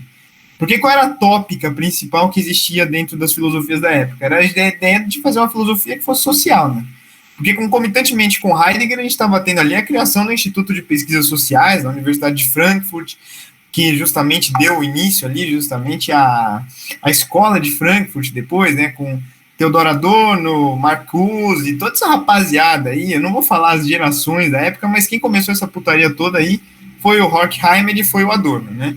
Aí, a partir disso, não começaram, mas eles pegaram um projeto de andamento que era a ideia da criação do Instituto de Pesquisas Sociais. E o Hegel também fazia parte justamente de pegar e observar a filosofia em um termo que não fosse mais coletivo. Kant ainda observava, quer dizer, um termo que fosse coletivo. Kant observava a filosofia em um termo que era individual, era um termo subjetivo, por causa que Kant fazia uma crítica da razão pura para o sujeito e não para o coletivo. Hegel exprime um pouco mais, expande um pouco mais essa ideia kantiana de fazer tudo isso, criando ali dentro da própria fenomenologia do espírito, depois lições sobre a história da filosofia, depois introdução à história do direito, a história da filosofia do direito, dependendo da tradução que a gente pegar, ele faz tudo isso que é a coletivização daquilo que seria o ente kantiano. Entende? Eu estou usando o ente aqui, isso é um vocabulário meio anacrônico se a gente for ser rigoroso no texto. Por causa que ente é o vocabulário escolástico que eu estou usando, né? Mas é o sujeito kantiano. E aí o que acontece? Quando a gente pega, a gente repousa nesse sujeito kantiano, a gente, de certa maneira, a gente acaba ficando preso dentro de um processo que o Horkheimer chamou, cara, de transfiguração, Verklärung. O que é essa transfiguração? É a ideia de que existe uma filosofia que vai buscar explicar tudo aquilo que é o real dentro de uma ideia que seria a ideia de um todo apodítico, de um todo lógico, né? E aí, justamente, beleza. O Heidegger, ele pega e fala o seguinte, não, eu quero pegar e fazer uma filosofia agora, quero quebrar essa ideia do Hegel, de expandir Kant, para agora voltar àquilo que é o problema fundamental, que é o problema e a problemática do ser. E o Heidegger, de certa maneira, ao criar o ser aí, né, de certa maneira, ele está meio que falando o seguinte, pô, existe o ser aí, mas esse ser aí é um ser para a morte. Tudo com hífen, né? Tipo assim, é um ser que tem essa teleologia da morte, nada mais senão a morte vai para ele. Porque tem a ratificação da própria natureza de cognição do sujeito. Então, como existe essa natureza de cognição do sujeito que é nada, né? Porque a gente não consegue conceber, porque não pertence. Eu estou sendo bem filosófico nesse encontro, só para a gente não ser chato, mas existe justamente um noema, né? Que é aquilo que o Russell falou ali na fenomenologia dele, que é a nossa capacidade, nosso intelecto, o noema. Então, por exemplo, o noema, né, que é a aparição do fenômeno, que é aquilo que o intelecto absorve do fenômeno, a aparição do fenômeno no intelecto, noema. O noema para o Heidegger é justamente a ideia de que a gente é um ser presente em um determinado tempo, uma natureza ôntica, não ontológica, que nem eu apresentei ali para quem estava presente no nosso primeiro encontro, tinha apresentado essa dicotomia entre ontologia e onticologia, que o Heidegger faz. E aí, cara, a partir dessa natureza que ela... A partir desse noema, né, que ele reconhece isso, a única coisa que o ente reconhece é que, primeiro, existe um nada, um grande plasma de nada, que ele não pode conhecer, por causa que ele é... que essa natureza cognoscível dele, ela é limitado aos fenômenos, e não só isso, ele é a única coisa que ele pode reconhecer em vida é que, de fato, ele vai morrer. Então, por isso que o ser dele é um ser para a morte, se a gente for pensar para o Heidegger, né? E eu acho que isso quebra bastante a ideia kantiana, até do Wittgenstein, de todo mundo, que foi aquilo que a gente falou, de fazer uma filosofia que seja totalmente crítica no sentido epistemológico, né? Por causa que o Heidegger meio que diminui toda a epistemologia da filosofia ali a uma certa teleologia que vai ser a morte, que vai ser o fim, a nossa limitação enquanto seres de conhecimento. Eu acho que isso é muito da hora, assim, sabe? Por causa que eu acho que é isso que faz do Heidegger o Heidegger. Eu acho que é por isso que o Heidegger é tão importante. Pelo fato de que ele chega e ele joga problemas, assim, que quebram a ideia de uma ontologia tal qual Kant fazia. Uma ontologia tal qual Hegel fazia, que era uma ontologia de você pegar e reduzir tudo a uma lógica a priori, né? Agora se tornou uma espécie, com Kant, com Hegel, se tornou uma ditadura do a priori mesmo na crítica. Então eu falei lá, pô, a gente tem a crítica, a gente não consegue falar que existe um Deus desvelado, tananã, mas os critérios a priori do conhecimento, e é aquilo que eu tinha mencionado antes, né, que são as categorias, espaço, tempo, tudo mais, tudo isso ainda existe. Heidegger fala o seguinte, pô, tudo isso daí é nada, no fim das contas, né? É isso que Heidegger tenta dizer. Ele faz toda uma expansão, ele parte dos gregos e vai para os modernos ali, ele chega na grande conclusão de que o ser aí é um ser para a morte. Eu acho que isso é uma filosofia pessimista, mas ao mesmo tempo que ela é pessimista, de certa maneira, ela é, como eu posso dizer, ela é solucionática, sabe? Ela soluciona uma espécie de, pô, aquela coisa que você fica pensando, pô, você pode criticar Kant, né? Pô, eu acho que o teorema de Pitágoras kantiano ali, né, que é a ideia das críticas, que é tudo mais, eu acho que ele é uma besteira, cara. Acho que a gente não pode reduzir nosso ser para isso. E Heidegger vem e mostra. A gente não pode mesmo reduzir esse ser para isso, porque eu não sou porra nenhuma, eu sou um ser para a morte. Isso é muito massa, assim, sabe? Eu acho que isso é marcante, assim, eu acho que isso é muito bom.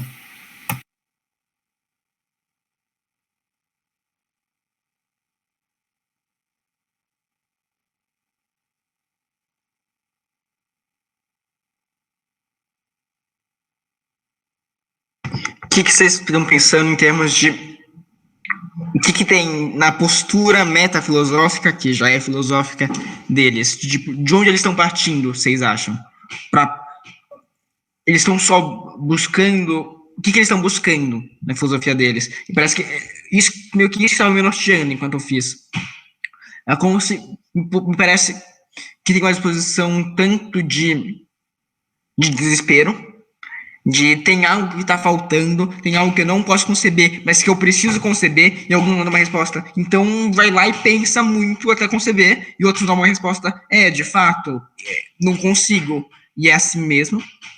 Mas também uma postura de coragem, de ter uma força para ir atrás desses pensamentos, para ir atrás tanto de limites, quanto de argumentos e limites de argumentos, que é muito poderosa, esses caras, eles são não só geniais, como também eles estão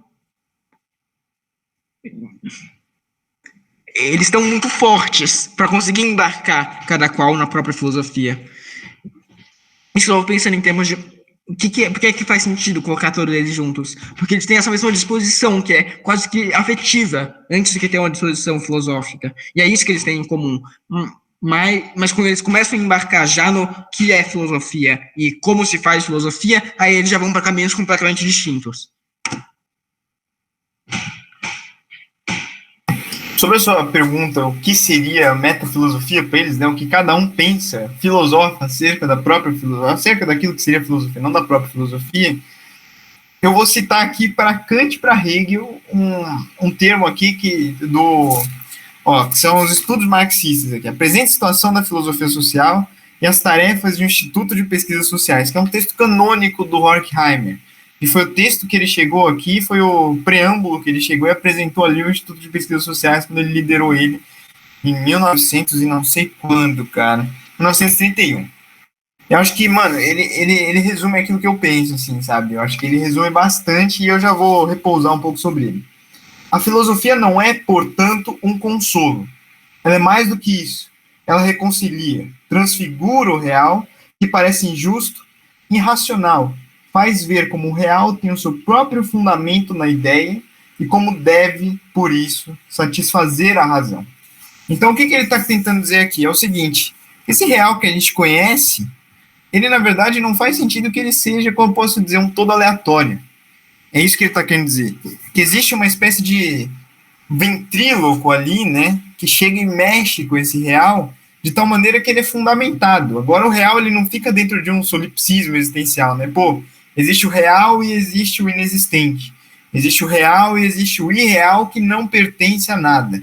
Ah, o real tem um fundamento. O real tem um particípio. Qual é o particípio do real? É a razão, é a ideia.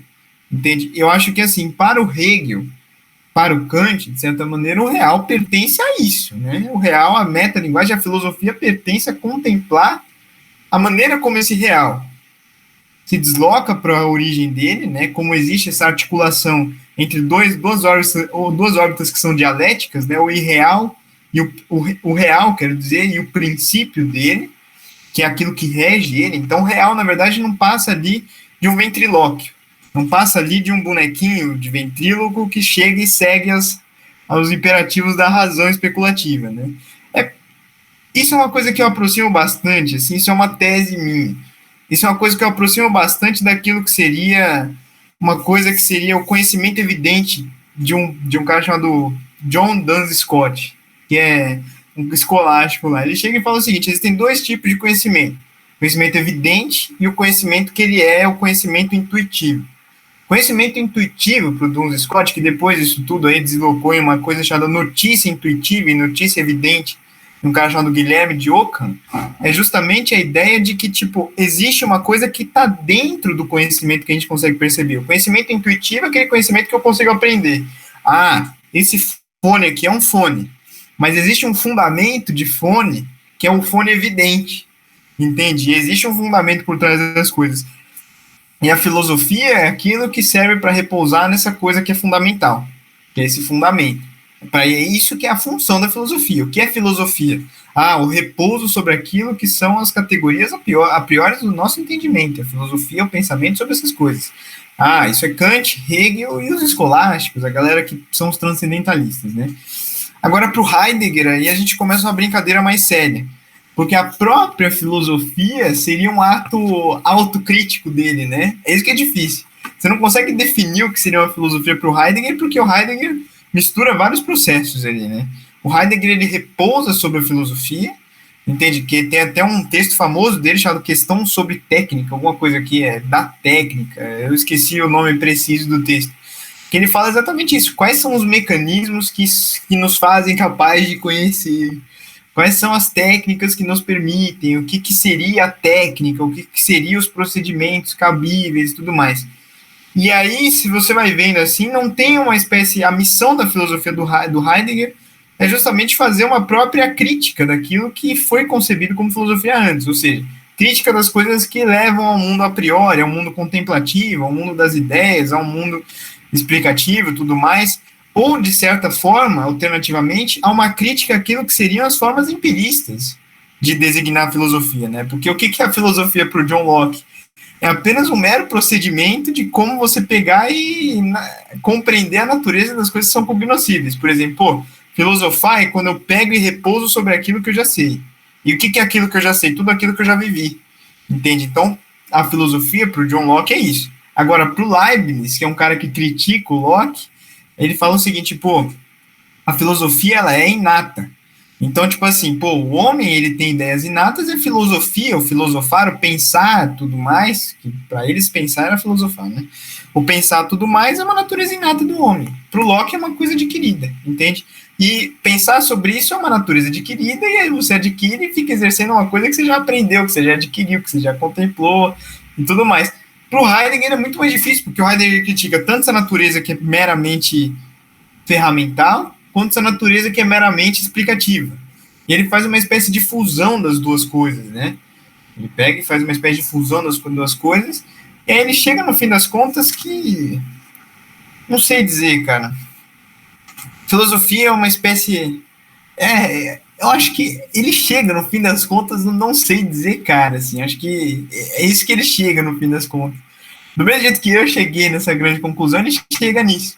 Eu acho que isso é muito bonito, porque isso, além de ser como eu posso dizer, um metagrama de auto-humildade, assim, sabe? É uma coisa que, tipo assim, pô, é uma humildade muito grande dele chegar e reconhecer, pô, ser, eu não consigo conceber o que eu sei. Se você pegar as páginas finais, as conclusões do Ser e Tempo, ele fala.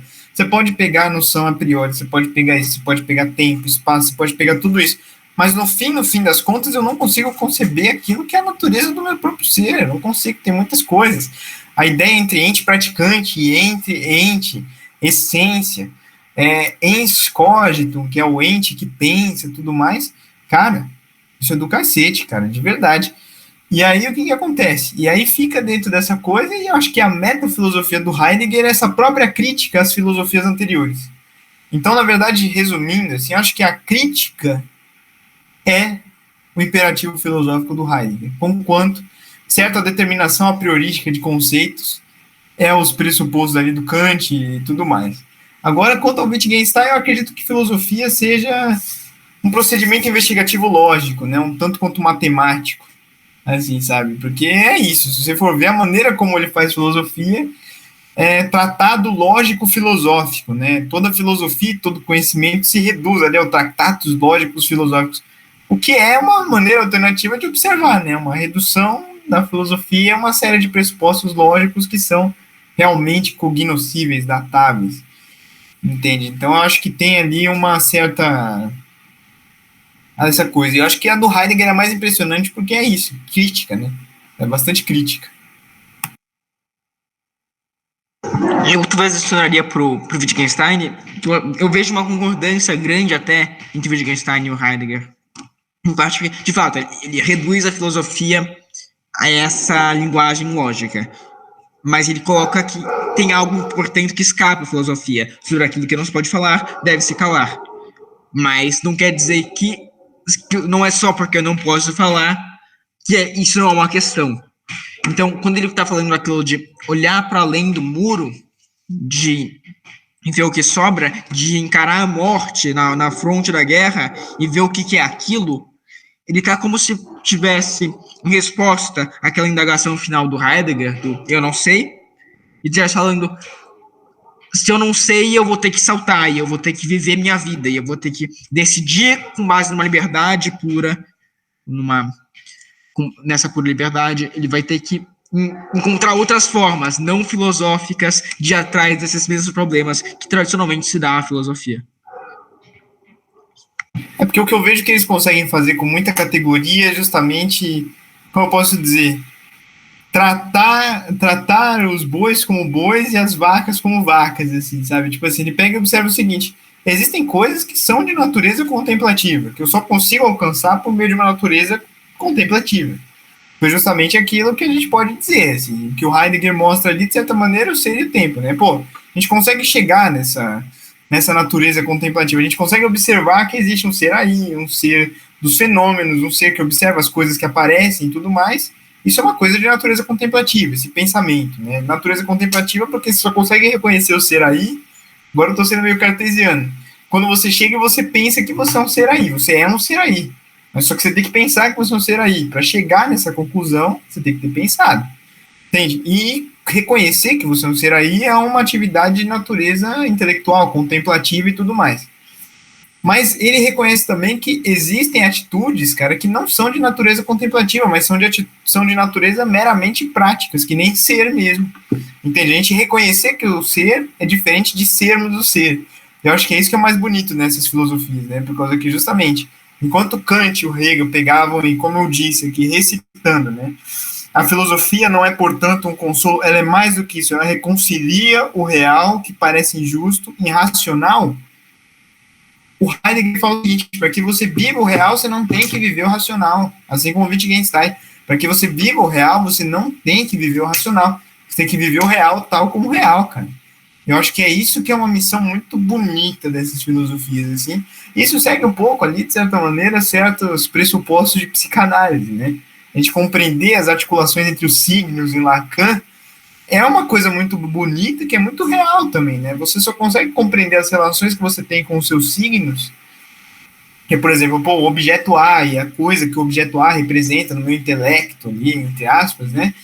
Você só consegue reconhecer tudo isso quando você chega e reconhece, né? Não quando você fica pensando que a coisa vai acontecer e sobre todas as problemáticas que você tem envolvidas nisso.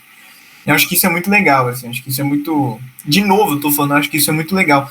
Mas eu acho que é isso que é a grande revolução que é apresentada e aparentada dentro da filosofia dos críticos, né? De Hegel, de Kant, que seja, de David Hume e tudo mais, né? Que existe essa dicotomia entre aquilo que é real, nem tudo é só real, que nem Hume falaria. Existem coisas que são contemplativas, existem coisas que são práticas. As coisas que são práticas eu sei, porque eu pratico elas todo dia, mas e as coisas contemplativas? As que eu consigo contemplar, eu consigo. As que eu não consigo, foda-se. A gente precisa pular um muro. Entende? Eu acho que é isso que é muito legal, assim. O que eu acho muito louco dessa filosofia toda, que a gente está conversando aqui, que o Davi expôs, é que, pelo menos o que eu lembro de ter estudado, de saber, assim, mais ou menos, até em livros, assim, de tipo, resumos da filosofia, história da filosofia, dos que eu tive contato, essa galera, Heidegger, Wittgenstein, é como se fosse a última filosofia feita. Foram os últimos caras do século XX de muita relevância, assim, para a história da filosofia como um todo. E eles chegam, pelo menos do meu conhecimento, né? E eles chegam no nível de abstração, dessa coisa de discutir o que é o ser, de definir o ser, de alcançar essa discussão, que para mim é de um nível de abstração muito absurdo, assim. É uma conversa muito avançada, assim. Eu acho que foi todo esse acúmulo histórico dos estudos da filosofia, de tratar esses temas da metafísica, da ontologia, sempre teve presente isso na filosofia. Muitos grandes filósofos falaram sobre isso.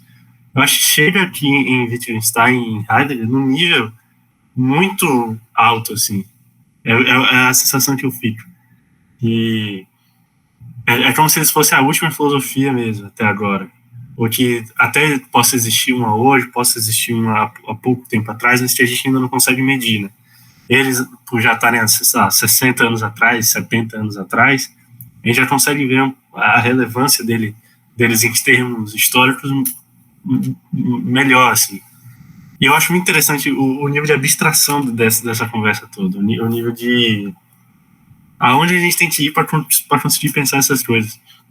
Eu lembro que você até botou uma passagem do Tal lá na apresentação, que era alguma coisa de que o místico era a própria realidade, né? Era mais ou menos isso que ela queria dizer, né? Aí eu lembro que no semestre passado, o tema dos encontros fechados foi justamente filosofia asiática.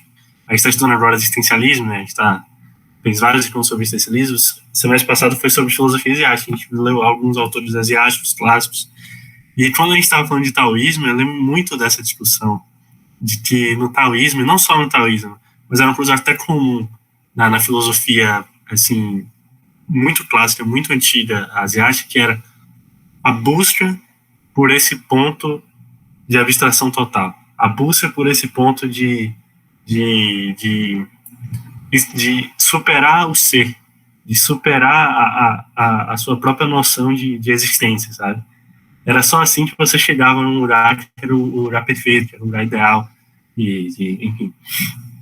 Então, eu gostei desse link também, porque eu me impressionei com o nível de abstração disso lá atrás, na filosofia asiática de milênios atrás, e eu tô vendo isso agora de novo na filosofia de meados do século XX. Então, assim, como essas duas coisas se tocaram, como essas duas coisas se chocaram no bom sentido, não se pode dizer, mas se tocaram, conversaram, eu achei muito interessante. Eu me surpreendi com aquela sua frase do Tal lá na apresentação, e eu tô aqui viajando nisso, como essa deve ser a última filosofia, o nível talvez mais alto que a gente chegue dessa discussão ontológica, né? Dois comentários biográficos sobre isso. Um é que no Tempo de Mágicos tem até um trecho bem longo, que é a discussão do Bertrand Russell, o orientador do Wittgenstein, tentando entender o livro e não conseguindo. Sendo que o Bertrand Russell é literalmente o cara que tenta encontrar as bases filosóficas da matemática. E ele está tentando entender o que é por que o mundo é composto de fatos. Não consigo entender, tem 3 pontos no papel. E o outro comentário é Não lembro quem falar isso, mas é que descreve o ser e o nada do Sartre como uma grande interpretação equivocada do que é metafísica do Heidegger. Então, só uma leitura errada do que está lá originasse toda uma outra filosofia. É muito louco. É exatamente isso. O nível que chega essa filosofia é muito além. Ela acumulou muita discussão, ela acumulou muita história, sabe? Acumulou muita gente falando sobre isso. É diferente do existencialismo que a gente tá tratando lá nos encontros fechados. Não que ele não seja rico também de complexidade, é claro que é. Mas eu sinto que ele acumula também uma discussão histórica, mas que ela vai pondo de grão em grão muito mais devagar, assim. Lá com o Agostinho foi um pouquinho, nem é considerado um existencialista, né? Mas tá lá uma raiz. Depois a gente vai para Kierkegaard mais um pouquinho. A gente entra no século XX e acumula um pouco mais. Mas eu sinto que são discussões antigas, mas que acumularam um pouco mais devagar, um pouco menos. Essa discussão do ser, essa discussão da existência, ela acumulou demais, sabe? Ela acumulou muito. Eu não sei se ela vai mais para frente. E é isso que eu acho muito massa.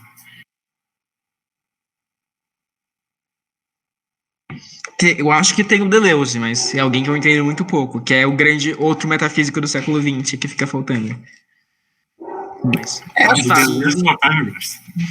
Acho que em perspectiva histórica existem movimentos, né? Eu acho que a última grande corrente filosófica consolidacionista, que a gente pode chamar, né, que fala, pô, alguma coisa, termina com Heidegger. Termina com Heidegger e o existencialismo ali moderno, depois com as expressões históricas desse existencialismo, Simone de Beauvoir, tudo mais. Aí depois com as alicerçações, sei lá, que seja, da psicanálise com relação a esse existencialismo, como eu falei, Lacan e tudo mais.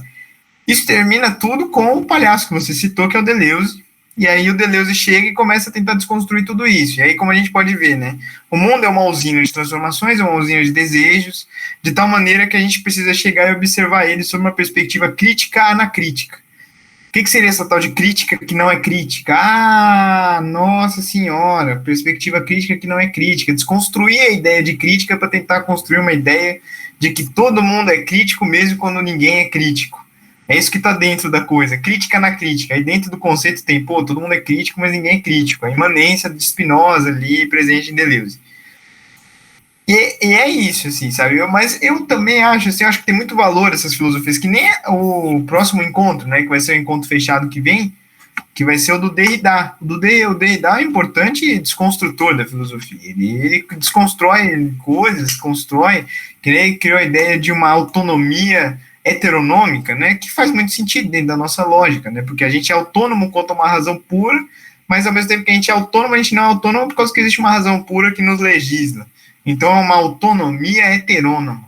Olha a profundidade do conceito. Então é meio que a crítica das críticas e tudo mais. O que eu gosto do Heidegger é que ele faz essas críticas com uma certa, como o Jones falou, né, tipo assim, pô, a última grande filosofia, assim, eu não concordo muito com isso, porque, assim, existem muitas filosofias que a gente não estuda, infelizmente, mas, assim, por exemplo, Foucault.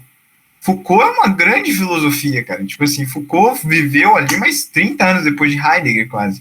Foucault, que seja, depois o próprio Sartre, enquanto ele estava vivo, aí depois a gente vê a galera que critica. Mas agora essas críticas foi o que eu tinha falado antes. O Heidegger ele foi talvez o último da modernidade que pensou sobre um problema fundamental, o que é o ser, qual a relação do ser com o tempo. Aí ele chega na conclusão de que a ecstasis lá, né, que é a perspectiva do ser dinâmico ali que seja, ela não pode ser concebida, e no momento que ele descobrir isso, ele vai ser feliz. E aí ele percebe, né, tipo assim, talvez, eu acho que numa perspectiva histórica, agora de história da filosofia, como eu gosto de fazer em todos esses encontros, assim, para sempre dar essa perspectiva mais subsumida. A gente nasce ali com o problema ali, qual é o nome daquele cara, esqueci agora, com Tales de Mileto ali, né, esse Tales, que, pô, a gente tem que arquear o fundamento, que a água é aquilo que representa a gente, porque a água está sempre se movendo, e a água é isso, a água é aquilo. Ah, não, aí depois a gente vem com Heráclito, o ser, a gente pega e a gente cria uma ideia de coisas que meio que misturavam aquilo que a galera conhecia, que era a natureza, com a ideia do ser. Então, o ser era aquilo que era representado pela natureza, o ser se muda, o ser é imutável, que seja, mas o ser é parecido ou com um bloco de gelo ou com um pedaço de fogo. Era isso que eram os pré-socráticos. Aí depois, o ser verdadeiro é a ideia, Platão. Aí depois, o ser ele participa de uma unidade focal, que ele é uma unidade vinda de um primeiro motor imóvel, uma substância, mas só que esse ser ele tem uma série de movimentos. Esse movimento é datado por 4 principais categorias. Aristóteles. Aí depois disso, beleza.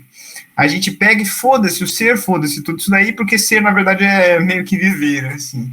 A gente pega e a gente tem ainda determinações do ser, né? Aí depois os escolásticos, ser é ser em Deus, por causa que existe uma teoria que fala sobre o ente é o sujeito daquelas coisas que se seguem, Tomás de Aquino. Aí depois os modernos, nossa senhora, cara, eu penso, logo existo. Ser é pensar, de onde vem o pensamento, da razão. Você vê, até agora não teve um cara que não definiu qualquer coisa, que não definiu o que fosse o ser. Não teve um cara que não definiu. Aí, de certa maneira, a gente chegou aqui, né? Aí depois vieram aqui a galera lá que são os Horkheimianos. E os hegelianos ali. Ser é ser ativo dentro de uma sociedade por causa que, como diria lá no Materialismo e Moral, a gente vive uma moral que ela é material, e viver uma moral que é material é também viver uma metafísica que é material. Materialismo e metafísica, Max Horkheimer. Quando a gente pega e vive um materialismo e uma metafísica, nossa metafísica é pautada por aquela coisa que é material, e essa coisa que é material é pautada num pessimismo inerente a ela. Schopenhauer. Ser é ser pessimista. De novo, porque é material. Legal. Até onde a gente chegou aqui, várias definições do que é ser. E aí chegou Heidegger, eu acho que não tem mais o que definir o que é ser, tá ligado? Acabaram as definições possíveis de ser, não faz mais sentido. Eu acho que para ele, assim, porque eu acho que é muito daquilo, né? Tipo assim, tem gente que detesta Heidegger, tem gente que fala, esse cara é um palhaço, ele só pegou e é isso, sabe? Mas só que tem gente que adora porque ele faz o que a maioria das pessoas que pensam muito nas coisas fazem, né? Eu não tenho a menor ideia do que eu tô falando. Entende? Porque, no fim das contas, ele faz ali o ser e tempo. Olha a lapa do livro. Essa aqui é a lapa do livro. E aí, no fim do ser e do tempo, ele chega à ecumênica conclusão na última frase do livro, cara. Por mais que a última frase não sintetize o livro, eu vou ler aqui. Calma aí, tá cheio de problemas filosóficos. Só para ser legal. A constituição ontológico-existencial da totalidade da presença funda-se na temporalidade. Desta forma, é um modo originário de temporalização da própria temporalidade extática que deve tornar possível o projeto extático do ser geral. O que ele está tentando dizer é o seguinte, em um termo que não é palhaço de ler para alguém que não conhece filosofia, né? Desta forma, é um modo originário de temporalização a própria temporalidade. O que ele está querendo dizer? A gente tem uma maneira ali de pegar e dar tempo ao tempo. Se pega assim, você vai lá no fundamento e tenta dar um tempo ao tempo, né? E o ser só é possível quando a gente dá esse tempo ao tempo. Mas ele pega e pergunta a ele mesmo, assim, como é que eu interpreto essa temporalização do tempo? Será que tem algum caminho que vai ter um tempo que me conduz para o originário do ser? Será que o próprio tempo se revela no horizonte do ser? E o livro acaba. O livro acaba com uma pergunta. Nem ele entendeu o que foi que ele falou, tá ligado? Entende? Então, nem ele entendeu o que ele falou. Então, no fim das contas, cara, é aquilo, foi o que eu falei. Você vê, ao longo de toda a história da filosofia, depois desse grande apanhado que eu fiz, o fim das contas foi uma grande aporia. Talvez ele tenha tido toda essa aporia porque ele pegou, e talvez da mesma maneira com a qual o Foucault fez uma genealogia, ele tentou fazer uma genealogia do ser. Ele acabou chegando em vários pareceres diferentes. Mas diferente de fazer uma genealogia da sexualidade que muda ao longo do tempo, de certa maneira, fazer uma genealogia do ser não é fazer uma contradição? Por quê? Como é que pode o ser ter várias coisas, sendo que o ser é imutável? Entende? E é isso. Por isso que ele dá a ideia de temporalidade. Porque o ser é um ser no tempo, ser e tempo. O que é o tempo para o ser? Difícil. A gente não sabe dizer. Entende? Por quê? Porque é aquilo. Tem vários conceitos de ser. Assim como a sexualidade tem vários conceitos de sexualidade. Artemidoro, sexual. Sei lá, Foucault, sexual. Duas pessoas completamente extemporâneas entre si. Dois conceitos de sexo totalmente extemporâneos entre si. Sexo muda por causa da sociedade, mas o ser não muda. Ah, faz sentido agora porque que o Heidegger entrou nessa aporia, porque ele se perdeu. Agora, vou dar outro exemplo. Para o cara que é um kantiano racionalista, vou dar um exemplo aqui, teoria moderna do direito, Hans Kelsen. Hans Kelsen chega e ele é totalmente kantiano. Ele chega e fala o seguinte, o direito tem que ser fundamentado sobre um critério a priori racional. É a teoria naturalista do direito, não positivista. Ah, você vê, Hans Kelsen era quase contemporâneo de Heidegger. Ele pensava heideggerianamente? Não, por causa que ele acreditava no Kant. E o Kant vendeu bem a bola dele lá para que ele chegasse e comprasse a bola kantiana de que ser é ser racional, que tem uma razão pura especulativa que pega e trata a gente como tal. Aí eu vou dar outro exemplo para você, Carl Schmitt. A imanência quanto ao direito. O direito ele é um direito que ele é temporal, ele é um direito mutável, ele é um direito em devir, a gente não consegue criar leis que são fixas. Porra! Ele comprou a bola de quem agora? Do Heidegger. Ou seja, é isso, aí vai de quem você compra a bola, sabe? Tipo assim, a modernidade está nesse comprar bolas, porque talvez, de fato, a modernidade que eu digo em contemporaneidade. Cara, de verdade, eu acho que isso faz com que a gente comece a pensar, porra, acabaram as opções aqui, né? Eu acho que é isso que o Heidegger mostra, né? No fim das contas, que acabaram um pouco as opções do que falar que é ser. Agora vai o cara comprar o que ele quiser comprar. E é isso. Eu acho que é isso que é muito belo, assim, na filosofia heideggeriana, que é a ideia de que ele deixa, a rigor, no leitor comprar todas essas ideias, né? Mostrar que o ser não dá pra gente dizer porque a gente não consegue. Você viu que o livro terminou com uma pergunta. Não sei se eu respondi muito bem a sua indagação, Jones. Não, era exatamente isso que eu estava pensando. Quando eu falei que era como se essa fosse a última filosofia, eu não estava falando disso porque eu não tenho conhecimento nenhum para saber as filosofias contemporâneas nem nada. Mas da percepção que eu tinha, desde lá do ensino médio, até tendo contato com algumas coisas aqui no Harvard e tudo mais, de que a gente chega nesses caras e nem avança eles ainda. Ou que, sei lá, o Foucault veio depois, certo? Depois não estava falando do que eles estavam falando, sabe? A percepção que eu tinha era que, tipo, Wittgenstein, beleza. É tipo, de Sócrates a Wittgenstein, história da filosofia, sabe? É um pouco da percepção bem bullshit, bem senso comum que eu tinha, sabe? Talvez outras pessoas tenham. É que eu vou ser sincero, a academia, o Davi também tá ali preso, ela é muito tradicionalista no sentido francês ali, né? Ela é bastante tradicionalista. Então, o que acontece? Deleuze, por exemplo, é um cara que é muito visto de uma perspectiva crítica barra anacrítica, como ele mesmo diria, né? Tipo assim, com uma crítica anacrítica. Então, a galera pega e fica repetindo, criando tese de Deleuze, todo mundo repetindo as mesmas coisas, todo mundo se repete. Mas ninguém pega e para observar, como ele é muito contemporâneo ainda, talvez, para observar qual é a dimensão no tratado histórico que ele faz, entende? Por isso que parece, dentro do ensino médio, que acabou o Deleuze. Entende? Por quê? Porque Deleuze não apresenta nenhuma contribuição para a matéria do ensino médio de filosofia, porque é aquilo, existe o ensino de filosofia no ensino médio, né? E, infelizmente, o ensino de filosofia no ensino médio é um ensino muito pequeno. Vou ser sincero, assim, você apresenta, sei lá, Aristóteles. O que você aprendeu de Aristóteles? O que é eudaimonia? Ah, felicidade. Viver feliz é viver virtuoso. Mas o que é viver virtuoso? No que compete ao sábio ser virtuoso, sendo que o ser pode se dar dos mesmos modos que o bem. Aí é uma análise difícil. A gente não vê na escola. Então, até mesmo Aristóteles, que nem vou dar um exemplo para você. Depois vocês pesquisem, que isso é muito interessante. Tem um livro de filosofia do Alain de Libera, que é Introdução à História da Filosofia Medieval. Depois eu pego aqui para vocês e mostro. Ele chega, cara, em uma conclusão que é muito foda. A misunderstood ali, a má interpretação do texto de Tomás de Aquino, fez com que a modernidade, tal como a gente conhece, nascesse. Porque senão nada daquilo que foi pressuposto na modernidade teria nascido se não tivesse mal interpretado o Tomás de Aquino. Se Egídio Romano não tivesse interpretado errado o Tomás de Aquino. Por quê? Agora a exposição filosófica fun facts. Por quê?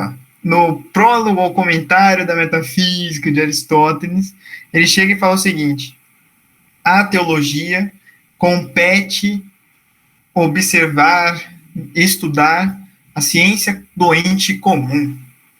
O que é o ente comum? O homem, as substâncias, os armários, os termômetros, os anjos, as coisas, o ente comum, aquela coisa que é comum a todas as outras coisas. Existe uma coisa que meio que transcendentaliza todo mundo aqui. Porra, mas aí alguém pegou e falou o seguinte: a metafísica compete observar o ente transcendente, coisa que o São Tomás de Aquino nunca tratou como ente comum, ente transcendente. Porque uma coisa é teologia revelada, outra coisa é teologia racional, e o que Tomás de Aquino tentava fazer é teologia racional. Então o que acontece? Você vai pegar lá o catecismo da Igreja Católica, tem o Tomás de Aquino que o Kant critica, mas não tem o Tomás de Aquino que Kant leu, entende? É mais ou menos isso. Não sei se eu estou sendo muito claro aqui, sabe? Tipo, na verdade, que Kant poderia ter lido, o Tomás de Aquino de verdade, que era para o Kant ter lido, que talvez se Kant tivesse lido, ele não teria feito essa dicotomia entre metafísica e a crítica, entende? Que nem eu mencionei, né? E eu acho que isso é muito participio dentro da filosofia, por causa da maneira como a filosofia foi sendo ensinada ao longo do tempo, né?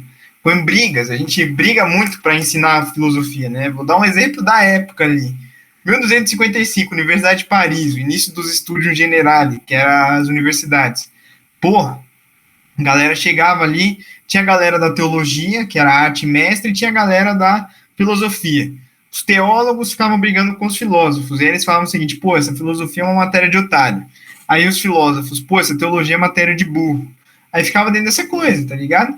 E aí quem tentava articular isso daí era meio herege. Até Tomás de Aquino. Tomás de Aquino foi pessimamente lido pelos teólogos e foi pessimamente lido pelos filósofos. Por quê? Porque tinha essas brigas, essas dicotomias. E isso ainda tem dentro da escola, se você for pensar. Por quê? Isso ainda tem dentro da escola porque você vai ler e ver tipo assim, pô, mano, Foucault, a escola de Frankfurt, todo um bando de comunista, filha da puta, sabe? Você chega e você fica pensando: não. A escola de Frankfurt tem uma importância metodológica muito forte, até com um mecanismo de, como dizer, lapidar a filosofia de Hegel, lapidar Schopenhauer. Schopenhauer quase que puro. Max Horkheimer, se você vê o... Esqueci o nome em alemão, mano, mas é o Eclipse do Horkheimer, Eclipse da Razão. Esqueci o nome em alemão, infelizmente. Mas, e aí, cara, tipo assim, se você vê lá o Eclipse da Razão, é uma obra quase que Horkheimeriana, pô. Trata do pessimismo, trata de um monte de tema que o Horkheimer pegou e tratou. Então, ninguém fala isso. Para eles é só aquela besteira. E eu acho que é isso que acaba caindo dentro do próprio currículo, que é o Deleuze. O Deleuze tem aquela perspectiva crítica à economia política, a gente é máquina de desejo, tem toda aquela crítica meio marxista na brincadeira. Aí Derrida também, que é importante. E aí o resto, até agora, não apareceu nenhum pensador, pô, assim, sabe? Tem alguns pensadores, mas é mais nesse sentido crítico. Aí pegaram o conceito de biopolítica do Foucault e criaram a necropolítica, que, tipo assim, é quando, tipo, a biopolítica é quando o poder ele emana do povo e ele sucede para o povo. Então, tipo assim, pô, as pessoas elas aplicam poder entre si, mas elas podem aplicar, mas elas recebem o poder que o povo aplica a elas, a biopolítica. Aí existe uma coisa, a necropolítica, é a política das pessoas se matando. Entende? Isso é uma verdade hoje, né? Guerras. E é isso, tem grupos que são politizados como grupos que são piores, tem grupos que são politizados como melhores, e assim vai, os grupos melhores matam os grupos piores, seja socialmente, seja fisicamente. E aí o que acontece? Aí isso é muito para o cotidiano do ensino médio, por causa que, tipo assim, porra, sabe? E acho que é por isso que Heidegger, no fim das contas, acaba aparecendo na filosofia final, acaba aparecendo o ponto final da filosofia. Mas a filosofia é reconstruída todos os dias, né? Mas é claro que a um certo ponto, é difícil você pegar e criar uma banda que seja revolucionária. Por exemplo, para revolucionar os gregos, teve que morrer um cara, o nome desse cara é Jesus Cristo. Se não morresse esse cara, Jesus Cristo, talvez a gente ainda estivesse preso no idealismo platônico, entende? De certa maneira, no idealismo platônico tal como tal, porque se não tivesse Aristóteles, pô, Jesus Cristo morreu para nada, porque não teria aparecido os tomistas. Pô, se não aparecesse os tomistas, na tese de Etienne Gilson, não teria aparecido Descartes. Se não tivesse aparecido Descartes, não teria aparecido Kant. Ad infinitum, assim, sabe? Então, tipo assim, eu acho que Heidegger pode ter sido o ponto de um marco, mas eu acho que ainda tem muita coisa a ser pensada na filosofia ainda, sabe? Eu acho que talvez tenha uma resposta de solução do ser, que não compete a gente, vai ter algum doido que vai falar que ser é ciência, e é isso, mano. Eu concordo. Com certeza vai evoluir. E essa é a beleza da filosofia. Né? Nunca tem a resposta. Nem o filósofo, o Heidegger não tem a resposta. Ele só jogou a resposta. Boa pergunta, melhor foi isso. Ele jogou a pergunta. Só estamos eu, o Lucas e o Davi. Né? Eu tenho uma monitoria agora. Vamos finalizar. Né? Agora deixa eu perguntar, o que você acha que é mais fácil de conhecer, a alma ou o corpo do homem? Ai, meu Deus do céu. Pergunta pra Milena essa, cara. Foi assim que você conquistou ela. Não sei que eu conquistei, cara. Eu tenho que ouvir todas. É isso. Parabéns, viu, Davi? Parabéns de verdade. Foi muito bom o encontro. Foi muito boa essa exposição. Espero que você continue fazendo isso, que a gente vai gostar muito. Quem tiver no aula vai gostar muito. Parabéns. E cá entre nós aqui, falta um pouco ainda no Ágora dessa exposição mais conceitual, sabe? Tipo, isso é uma coisa que eu reclamo há muito tempo no Ágora, assim, sabe? Que eu fico nessa briga, assim, né? Porque se você viu, assim, os meus encontros, quando eu faço, assim, eles são mais conceituais, né? Tipo assim, eu pego, apresento um monte de texto, tento fazer, assim, mas eu tento popularizar um pouco, assim, tento falar um palavrão no meio só para chegar, porque eu, na verdade, gosto de falar de filosofia, como eu falei aqui, falando em termos, articulando conceitos, esse tipo de coisa. Mas eu tenho um problema que as pessoas não gostarem. Foi muito legal você ter trazido essa filosofia mais conceitual, porque trazendo ela, as pessoas vão se familiarizando mais, né? Não tem mais só o Otávio que fala assim, agora tem o Davi.